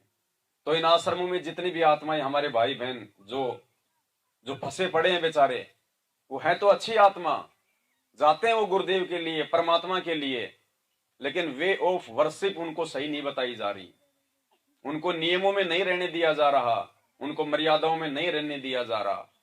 उन आश्रमों को राजनीति का अड्डा बना दिया गया है। जब इलेक्शन आते हैं तो कहते हैं गुरुदेव का आदेश आ गया, बीजेपी को वोट देना है। बीजेपी से बात बिगड़ गई तो कह देंगे गुरुदेव का आदेश आ गया, अब कांग्रेस को वोट देना है। मनमाना आचरण। जाट आरक्षण का समय आया तो गुरुदेव का आदेश बता के जाटों के आरक्षण में बैठा दिया, बताओ। और भगवान कहते हैं दुनिया से ती दोस्ती, पड़े भजन में भंग, एका एकी राम से या साधु के संग। अब बताओ, लाखों की संख्या में उन आरक्षण की भूख के लिए बैठे लोगों के बीच में आप भक्तों को बैठाओगे, भक्ति होने? अरे हमारे बीच में अगर 5 आदमी अगर जगत वाले आके बैठ जाएं और यहाँ के बीड़ी पीवे, उल्टी सीधी बात करें, हुक्का पीवे, हम परमात्मा की चर्चा भी नहीं कर सकते, दिमाग भारी हो जाएगा हमारा। और वहां लाखों की संख्या में तुमने हजारों भक्तों को बैठा दिया, कौन रमणी करेगा वहां पे? कौन ढंग से मंत्र कर लेगा? माता बहनों पे कुदृष्टि, उल्टी नजर, गंदी संदी बातें, दुनियादारी की बातें, बताओ। तो पुण्यात्माओं, आप अपना सौभाग्य समझना और इस मौके को मत चूक जाना। अब ये साध संगति है, ये फाइनल सीढ़ी है मोक्ष प्राप्ति की, फाइनल। इसमें जो अंतिम श्वास तक जो जुड़ा रहेगा, साध संगत मतलब अच्छी संगत, जो परमात्मा के नियम पे चलते हैं, उनके वचनों पे चलते हैं। साध संगत का मतलब ये नहीं कि हम एक जगह में इकट्ठा हो जाएं, 150 भगत दिखाई दें तो वो साध संगत हो गई, नहीं। अगर एक भगत अगर अपने सही तरीके से अगर सही है और दूसरे भगत को समझा रहा है, रोड पे समझा रहा है, अपने घर बैठ के समझा रहा है, वो साध संगति हो रही है। और साध संगत का मतलब ये ना समझना कि ये पवनदास भगत जी आएंगे तो ही साध संगत होगी, या फिर पवनदास ने साध संगत चलाई है, नहीं। साध संगत मतलब 2 भाई बैठ के परमात्मा की ज्ञान चर्चा कर लें, अपनी आत्मा को ज्ञान आधार से दृढ़ कर लें, गुरु जी के नियमों पे चलें, वो साध संगत है। उनको हंस कहते हैं। रात को सुनाया था ना धर्मदास जी वाला, कि जो आत्मा उस परमात्मा की प्राप्ति के लिए प्रयास करती है उसको साध कहते हैं, और उसी को साध संगत कहते हैं। तो किसी को देख के नहीं चलना। आपको पता है अभी जो छटनी हुई है साध संगत से 2022 में, तो कौन कौन आत्माएं गई हैं, कौन कौन लोग हैं जो मैनेजमेंट की तरफ चले गए? केवल वही लोग मैनेजमेंट की तरफ गए हैं जो साध संगति में, जो मुझ पवन दास के लिए आते थे, जो मुझ पवन दास की पूंछ पकड़ के चल रहे थे, जिन्होंने ज्ञान की पूंछ नहीं पकड़ी।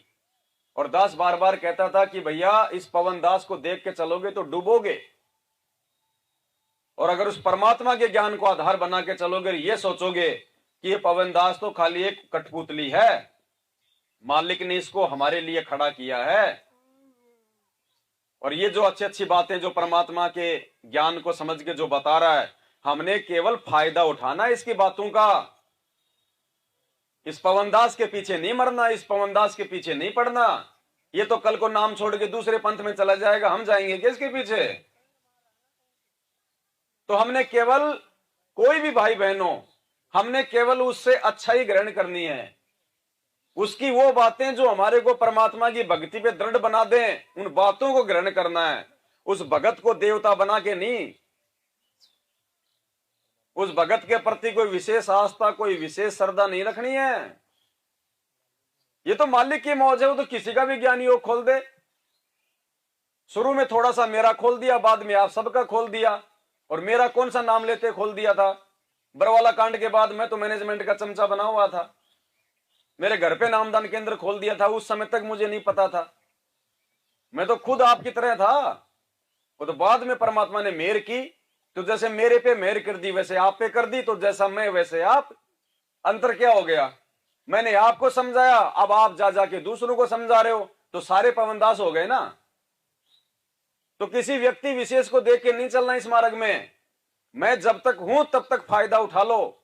क्या पता मैं कल दूसरे पंथों में चला जाऊं, मैं ये नाम छोड़ दूं, मैं भक्ति छोड़ दूं। लिखा थोड़ी है, गारंटी तो किसी की है ही नहीं यहां पे। और जिसने गारंटी दे दी वो सबसे पहले मरता है। तो बहुत सोच समझ के, अपनी छाया से भी बिल्कुल सावधानी से। छाया भी धोखा दे जाती है, कहते हैं ना, क्योंकि रात को वो भी साथ छोड़ देती है अंधेरे में। तो जब परीक्षा का समय आएगा तो ये भगत भाई भी साथ छोड़ देंगे, और हम उन यार दोस्तों के पीछे लग के कि यार वो चला गया मैं भी जाऊं। अब ये ज्यादातर लोग ये क्यों गए?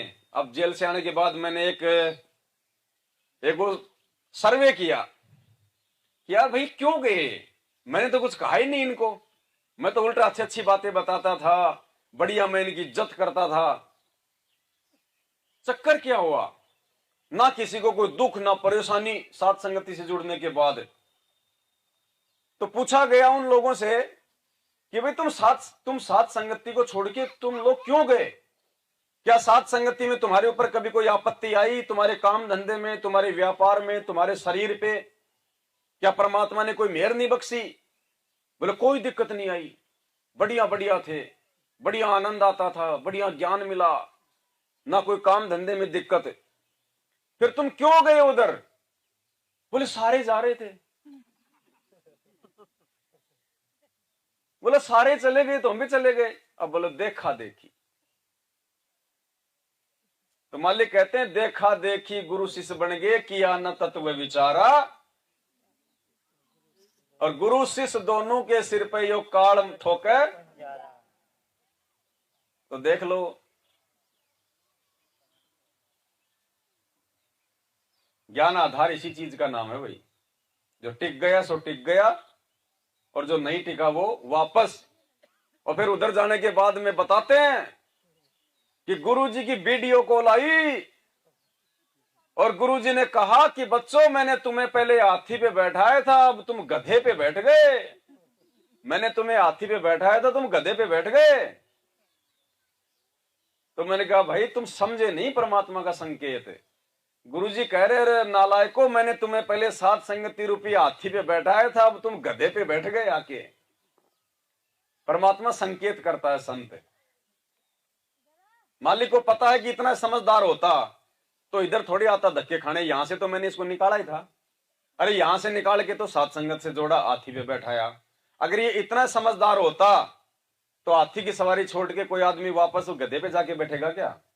तो क्या कहेगा उनको परमात्मा?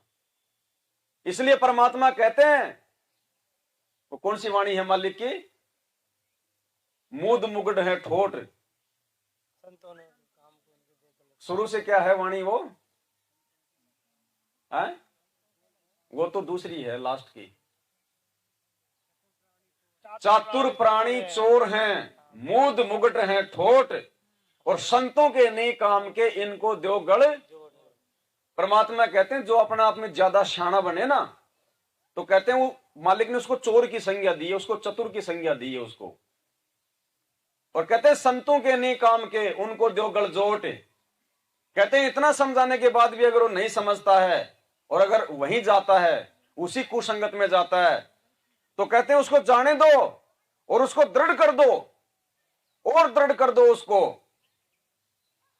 क्या कह के कि बिल्कुल तू जहां चला गया, एक नंबर का सिस्टम है भाई वहां पे, भगवान तो वहीं मिलेगा, हट मत जाना अब तू वहां दोबारा से। कहते हैं उनको दो गल जोड़, ढंग से बांध दे उनको वहीं पे। संतों के नहीं काम के, वो सात संगत के काम के नहीं है, उनको दो गल जोड़, उन दोनों को ढंग से बांध दो आपस में कि बस भाई मोक्ष मिलेगा तो उन्हीं के पास मिलेगा, तू बिल्कुल सही जगह, दोबारा भूल के मत आ जाना तू इधर। तो ये हमारी परीक्षाएं हैं। ये जो व्यर्थ की यारी दोस्ती भी सात संगत में आके या फिर भगत होने के बाद जो हम जोड़ते हैं ना, वो भी हमारे लिए हानिकारक हो जाएगी। मतलब भक्ति मार्ग में भी यारी दोस्ती नहीं जोड़नी, स्पेशली ये सोच के नहीं जाना कि यार वो भगत जी है मेरा बहुत अच्छा जानकार है, मेरा बहुत अच्छा मित्र है, वो सात संगति में जा रहा तो मैं भी जाऊंगा ना, मार खा जाएंगे बहुत भयंकर। यहां कोई रिश्तेदार नहीं है, भगवान ने यही समझाया आके, ये ज्ञान देके परमात्मा यही समझाते हैं कि हमारा एक ही रिश्तेदार है, केवल हमारा गुरु, और कोई रिश्तेदार नहीं है हमारा इस धरती पे। बहुत सारों को तो मालूम भी पड़ गया होगा जब इस नाम और ज्ञान में आए, तब जब माँ बाप सास ससुर बेटा बेटी गांव रिश्तेदार सब उनके विरोध में, तो पता चल गया होगा अच्छे से कि कौन हमारा कौन पराया है। और जो ज्ञान से समझ जाए वो बहुत अच्छी बात है। तो मालिक ने बताया कि यहाँ जो हम एक सत्संग में कहा गुरुजी ने कि हम जो यहाँ पे सत्संग में आते हैं, यहाँ भी आके हम एक दूसरे से यारी दोस्ती जोड़ने में लगे रहते हैं, ये भी हमारे को हानि कर जाएगी। जब हम त्रिकुटी पे जाएंगे, वहां पे ना जाने काल उसी मित्र के रूप में, आपके उसी भगत भाई के रूप में आके, क्योंकि आपकी तो वही सोच रहेगी, यहाँ आए हैं परमात्मा की महिमा करने, चर्चा करने, और वो भाई कहेगा चल रहे थोड़ा सा घूम के आते हैं उधर रोड की तरफ, चल कोई बात नहीं आ जाएंगे, यहाँ तो पूरी रात चलेगी, और कहे चल चल, क्योंकि वो तो अपने दोस्त पे आश्रित है, ज्ञान को आधार तो बना ही नहीं रहा। ज्ञान आधार होता तो कह देता रहा क्यों अंडे लेने आया क्या यहाँ पे, है क्यों आया, तो चल के वहां से 200 किलोमीटर आया है, अपना समय निकाल के आया है, तो बैठ के उसका फायदा उठा। क्या करेगा तू यहाँ पे घूम के, रास्ते में 200 किलोमीटर अपन घूमते घूमते तो आए हैं, तो वो भी हमारे लिए नुकसानदायक हो जाएगा। परमात्मा कहते हैं तुम्हारी वही सोच रहेगी वहां पे त्रिकुटी पे। जब हम त्रिकुटी पे जाएंगे तो हमें ये पता नहीं चलेगा कि ये त्रिकुटी है। गुरुजी ने बताया कि तुम्हें ये लगेगा कि जैसे हम कोई सत्संग में जा रहे हैं, तुम समझ ही नहीं पाओगे। मान लो हम यहाँ पे इस गांव में आज ये त्रिकुटी है, ऐसा ही लगेगा। कहीं पे कोई सत्संग चल रहा है, कहीं पे कुछ हो रहा है, ऐसा ही मेला भरा वहां, हमें पता नहीं चलेगा कि हमारा शरीर छूट गया और हम त्रिकुटी पे पहुंच जाएंगे और हम सोचेंगे हम तो गुरुजी के सत्संग में बैठे हैं, अपने भाइयों से हम तो चर्चा कर रहे हैं। और उस समय यदि किसी दोस्त ने आके बोल दिया कि भगत जी तो पूरी रात चलेगी, अभी क्या दिक्कत है, चल अपन थोड़ा सा उधर चल के आते हैं, वहां पे एक दुकान है, चल उधर चल के आते हैं, थोड़ा कुछ खाते हैं, हाजमोला वगैरह, पेट ठीक नहीं हो रहा। और इतने में क्या पता वो सत्संग में या फिर सात संगति में कोई विशेष बातें निकल जाएं। अब तुमने कहां सुनी, क्या पता मालिक आके प्रकट होके अपना आशीर्वाद दे जाए, तुम तो हाजमोला खाने के चक्कर में रह गए, तो वो दोस्त तुम्हारे लिए वो काल साबित हो गया। तो गुरुजी कहते हैं ऐसे यहां यारी दोस्ती नहीं निभानी, जिस मकसद से आते हो उस मकसद पे ध्यान रखो,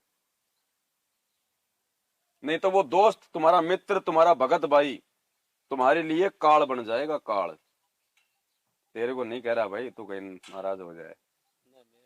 तो कल कह रहा था ना भगत जी को, बोले उधर थोड़ा घूम के आते हैं, तो कहीं तू सोचे कि भगत जी मेरे लिए कह रहे हैं। नहीं होता कहाँ हो रहा था। वही व्यक्ति विचलित होगा जो गुरुदेव से प्यार नहीं करता, जो गुरुदेव पर पूर्ण आश्रित नहीं है। जैसे आप सत्संग में आते हो, यहाँ भी एक दूसरे से यारी जोड़न में लागे रहते हो, तो फिर वो भी आपको हानि कर जाए, क्योंकि काल वहां पर हो सकता है आपके किसी यहाँ बने हुए मित्र के रूप में खड़ा हो जाए और आप उसके साथ साथ उस दूसरे स्थान पर जा पहुंचो। इसलिए परमात्मा कहते गुरु को तजय बजय जो पाना ता पशुआ को फोकट जाना। तो हर एक चीज का परमात्मा ने हमारे को खुल के सत्संगों में बताया हुआ है, समझाया हुआ है। हम उन चीजों को समझ पाते हैं या नहीं समझ पाते हैं, अब ये हमारे ऊपर निर्भर करेगा। और नहीं समझ पाए तभी परमात्मा ने सात संगतियों की दया बख्शी, हमारे ऊपर मेहर करके। तो भाई सात संगतियों में आते हैं, इतना समय और पैसा बर्बाद करते हैं, तो हमने इनका भरपूर फायदा उठाना है। दूसरे भक्तों को देख के बिल्कुल नहीं चलना। देखो हमारी किसी से कोई रिश्तेदारी नहीं है। अगर हम आपस में जुड़े हैं भाई बहन, तो हमें ना तो ये पता कि कौन तो कौन सी जाति का है, कौन कौन से धर्म का है, क्योंकि हमको भगवान ने इन चीजों से दूर कर दिया। कोई नहीं पूछता ना यहाँ पे तेरी क्या जाति है, क्या धर्म है, क्या नहीं है, तेरा क्या काम धंधा है, कोई मतलब नहीं। सिर्फ परमात्मा की महिमा के लिए आते हैं। महिमा से ही हमें संबंधित हमारे को जो है वो रहना चाहिए हमारे को। तो बिल्कुल भी यारी दोस्ती किसी से नहीं जोड़नी, बिल्कुल भी। दिमाग से बात निकल गई, क्या बोलना चाह रहा था।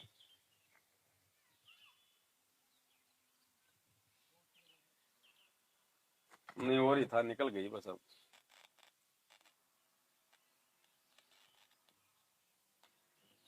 यारी दोस्ती अब पता नहीं कब आएगी।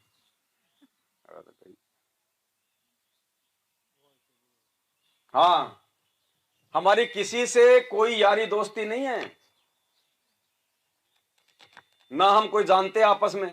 बस इतना है कि भाई ये भगत जी वहां आते हैं, ये भगत जी वहां आते हैं। देखो प्यार प्रेम बहुत जरूरी है। प्यार प्रेम सबसे करो, सबसे मीठा बोलो। मालिक की वाणी है, ऐसी वाणी बोलिए मन का आपा खोए, औरन को शीतल करे आप भी शीतल होए।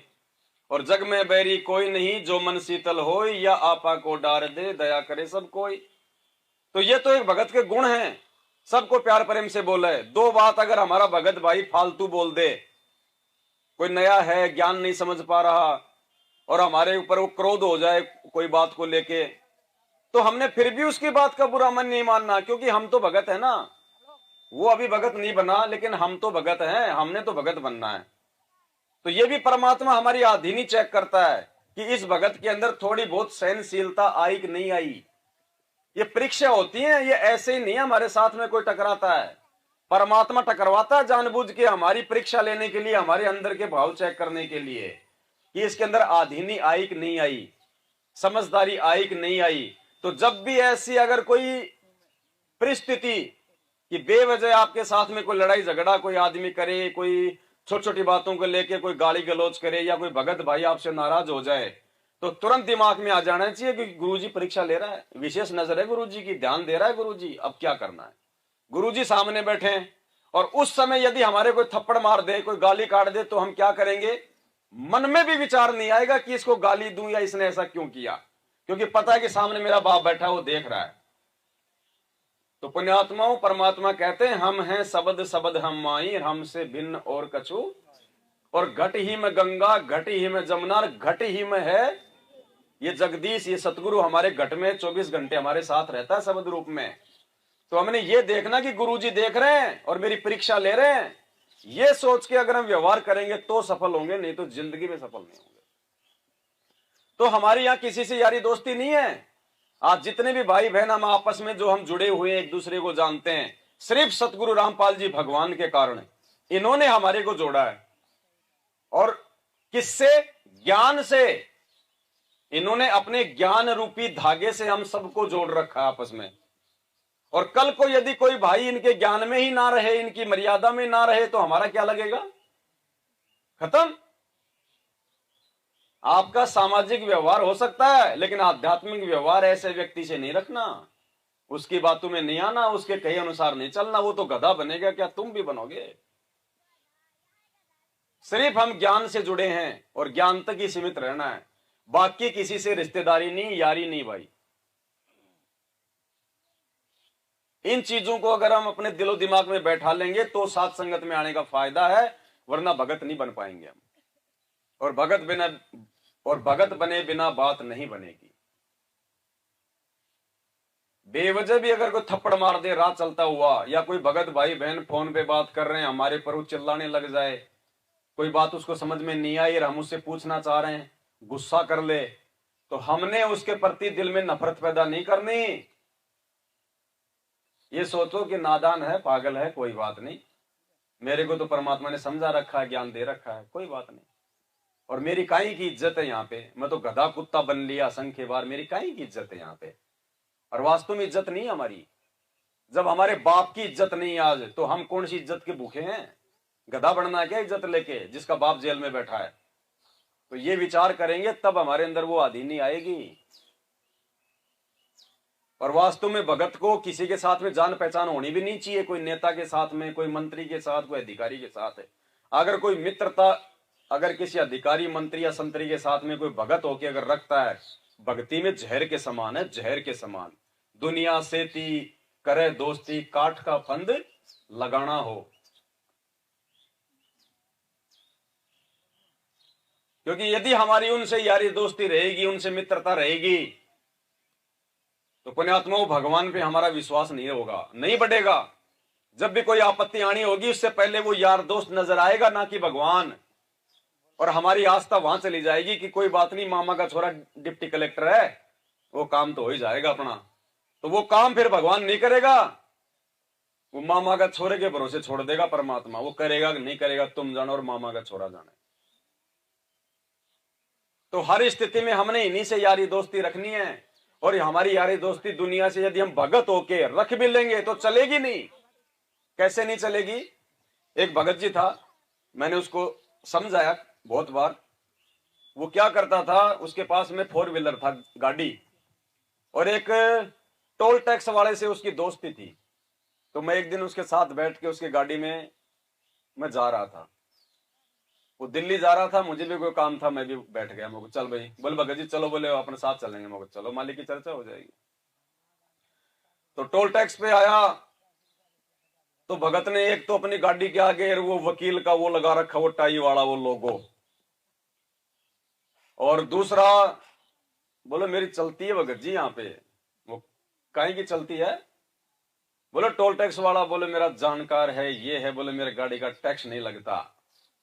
ठीक, अब उसने साइड में की गाड़ी और उससे बातचीत करी। उसका दोस्त वहीं खड़ा था वो, और बातचीत करके कैसे हो, सब ठीक है, ये है वो है, 2 मिनट बात करके और उसको बिना टोल टैक्स के उसकी गाड़ी निकाल दी। फिर मैंने उसको समझाया आगे चल के, मुझे भगत जी यार भक्ति मार्ग में ये ठीक नहीं है। क्यों भगत जी? अपन ने किसी का कोई बुरा थोड़ी किया है। बुरा किया नहीं, लेकिन इसका परिणाम बहुत ज्यादा बुरा होगा। बोलो क्यों? पहली बात तो ये बता, जब ना तो तू वकील है, ना तेरा बाप वकील है, ना तेरे खानदान में कोई वकील है, तो तूने अपनी गाड़ी के आगे ये वकील का लोगो क्यों लगा रखा है? खाली ये दिखाने के लिए कि कोई पुलिस वाला मेरी गाड़ी को हाथ ना दे कि यार ये कोई एडवोकेट, कोई वकील है, तो तेरे को ऊपर भगवान पे कहां तेरे को विश्वास हुआ? तू दूसरों के ऊपर अपनी छाप छोड़ रहा है झूठी, तू झूठ का सहारा ले रहा है एक लोगो लगा के। तो बात उसके समझ में आई, वो तो उसने हटा दिया। अब मैंने कहा एक बात बता, तूने रोड यूज की कि नहीं की? तू गाड़ी रोड पे चला रहा है ना? बोले हाँ। तो भैया ये टैक्स कौन देगा? तू अगर टैक्स नहीं देगा तो काल भगवान का तेरे ऊपर भार चढ़ रहा नहीं चढ़ रहा? क्योंकि तू उसके द्वारा बनाएगी रोड का यूज कर रहा है। ये हराम की हुई कि नहीं हुई? बोले हाँ। दूसरा, आज उससे तेरी दोस्ती है, आज हर बार वो तेरे को, जब भी तू दिल्ली से आता है जाता है, तेरे को टोल टैक्स पे वो फ्री तेरी गाड़ी पार करता है। तेरे ऊपर उसका एहसान बढ़ रहा है, उसका ऋण चढ़ रहा है। और मान लीजिए तू कल वापस आएगा इधर से, तो तेरे को तो वो बिना टोल टैक्स लिए निकाल देगा। और तेरे को फिर वो क्या कहेगा? ओहो राधे श्याम जी आ गए दिल्ली से, आ गए आ गए आ गए। यार एक काम करना राधे श्याम जी। क्या भाई? यार ये दारू की बोतल है, एक्स्ट्रा थी रात को, ये आप गाड़ी में रख ले जाओ और मेरे भाई को फोन कर दूंगा, आगे आके ले लेगा आपसे। अब क्या करोगे आप? ले गए तो परमात्मा से गिर गए, और नहीं लिया तो उसी दिन दोस्ती खत्म, उसी दिन यारी खत्म। दोबारा आप उधर से गाड़ी निकाल के दिखा देना बिना पैसे दिए। दुनिया की दोस्ती केवल इतनी है, कहते हैं साडू की और कुत्ते की इतनी यारी होती है, इससे बड़ी नहीं होती है।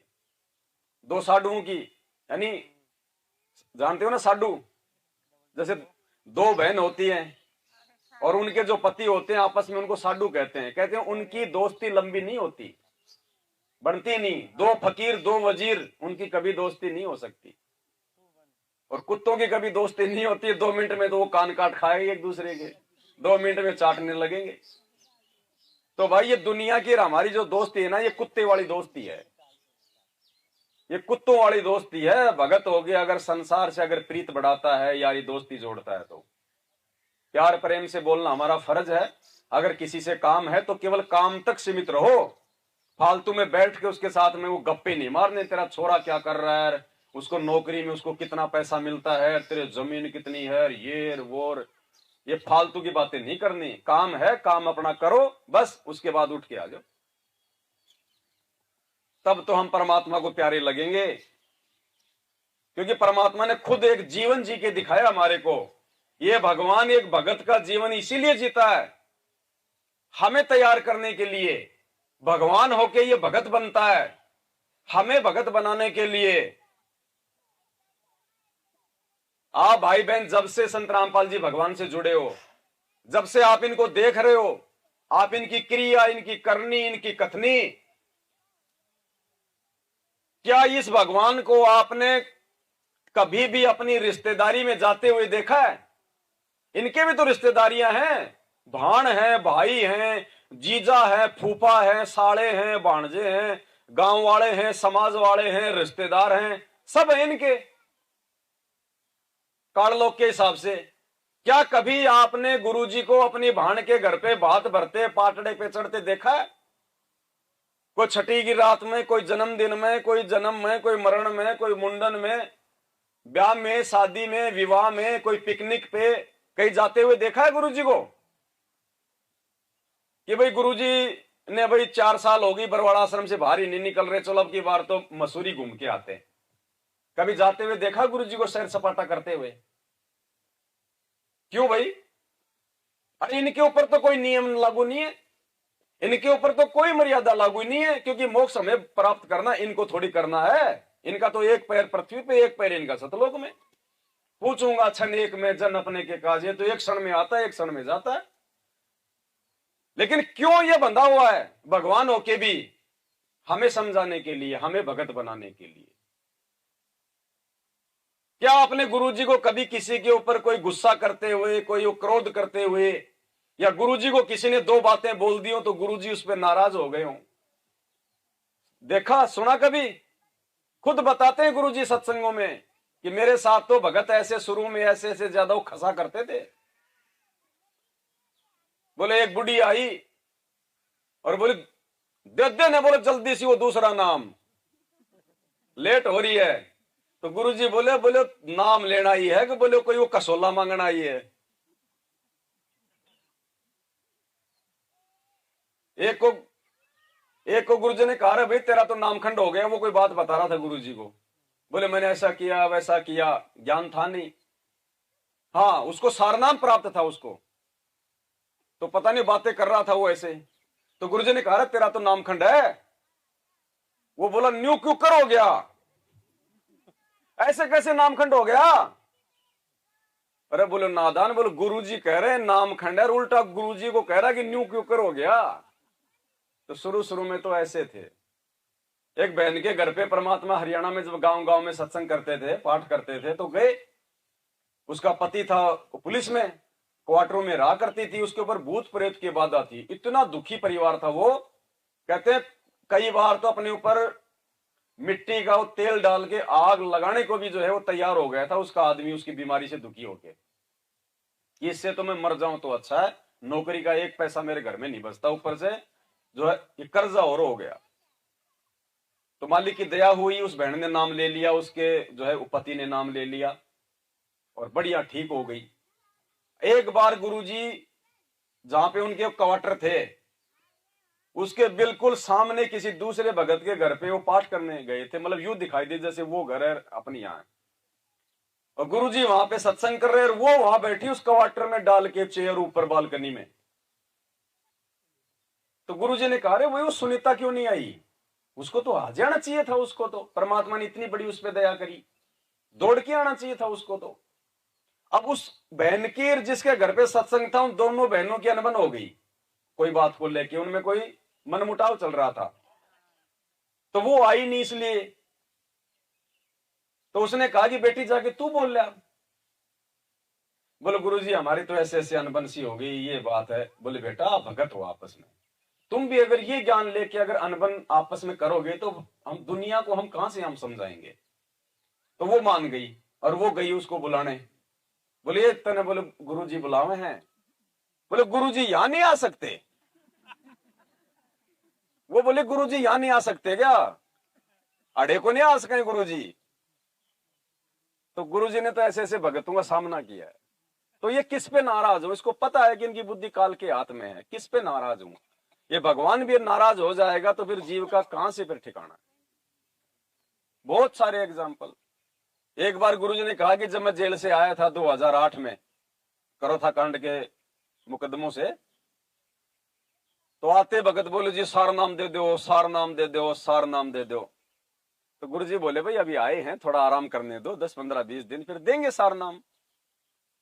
तो एक समय गुरुजी ने कहा भी जिन जिनको सार नाम चाहिए वो आ जाना। तो 485 भगत आए सार नाम लेने के लिए। अब गुरुजी ने 2-3 दिन लेट कर दिया कि भाई 2-3 दिन के बाद में दूंगा। तो 485 में आधे तो अपने घर पे भाग गए, बोले जी समय को नहीं, टाइम नहीं है, बोले इतना।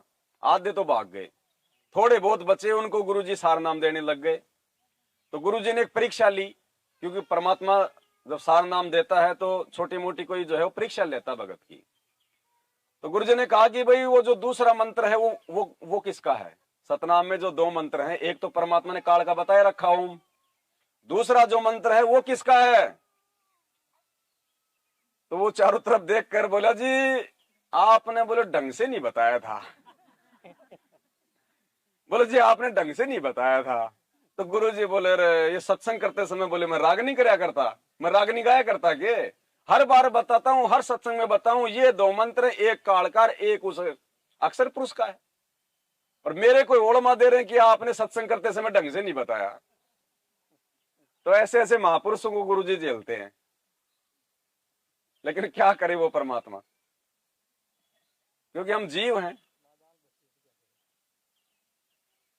तो भाई और बहनों हैं, तो भाई और बहनों आप समझो, परमात्मा के आशीर्वाद से मालिक ने इतनी बड़ी मेहर कर दी हमारे ऊपर, ही पिटारा खोल दिया, साहिब ने भेद दिया सब खोला अपनी सतलोक। लेकिन उससे पहले ये भी कह रहे हैं सतगुरु की वाणी है अनमोल इसे ना समझ सके। तो अनमोल आत्मा नहीं समझ पाएंगी जिनके संस्कार कमजोर हैं। देखो ज्ञान तो साथ संगत में आके सभी ले रहे थे, सबको पता था, लेकिन वो क्यों चले गए साथ संगति छोड़ के, क्योंकि उनके संस्कार उनके कमजोर थे भक्ति वाले।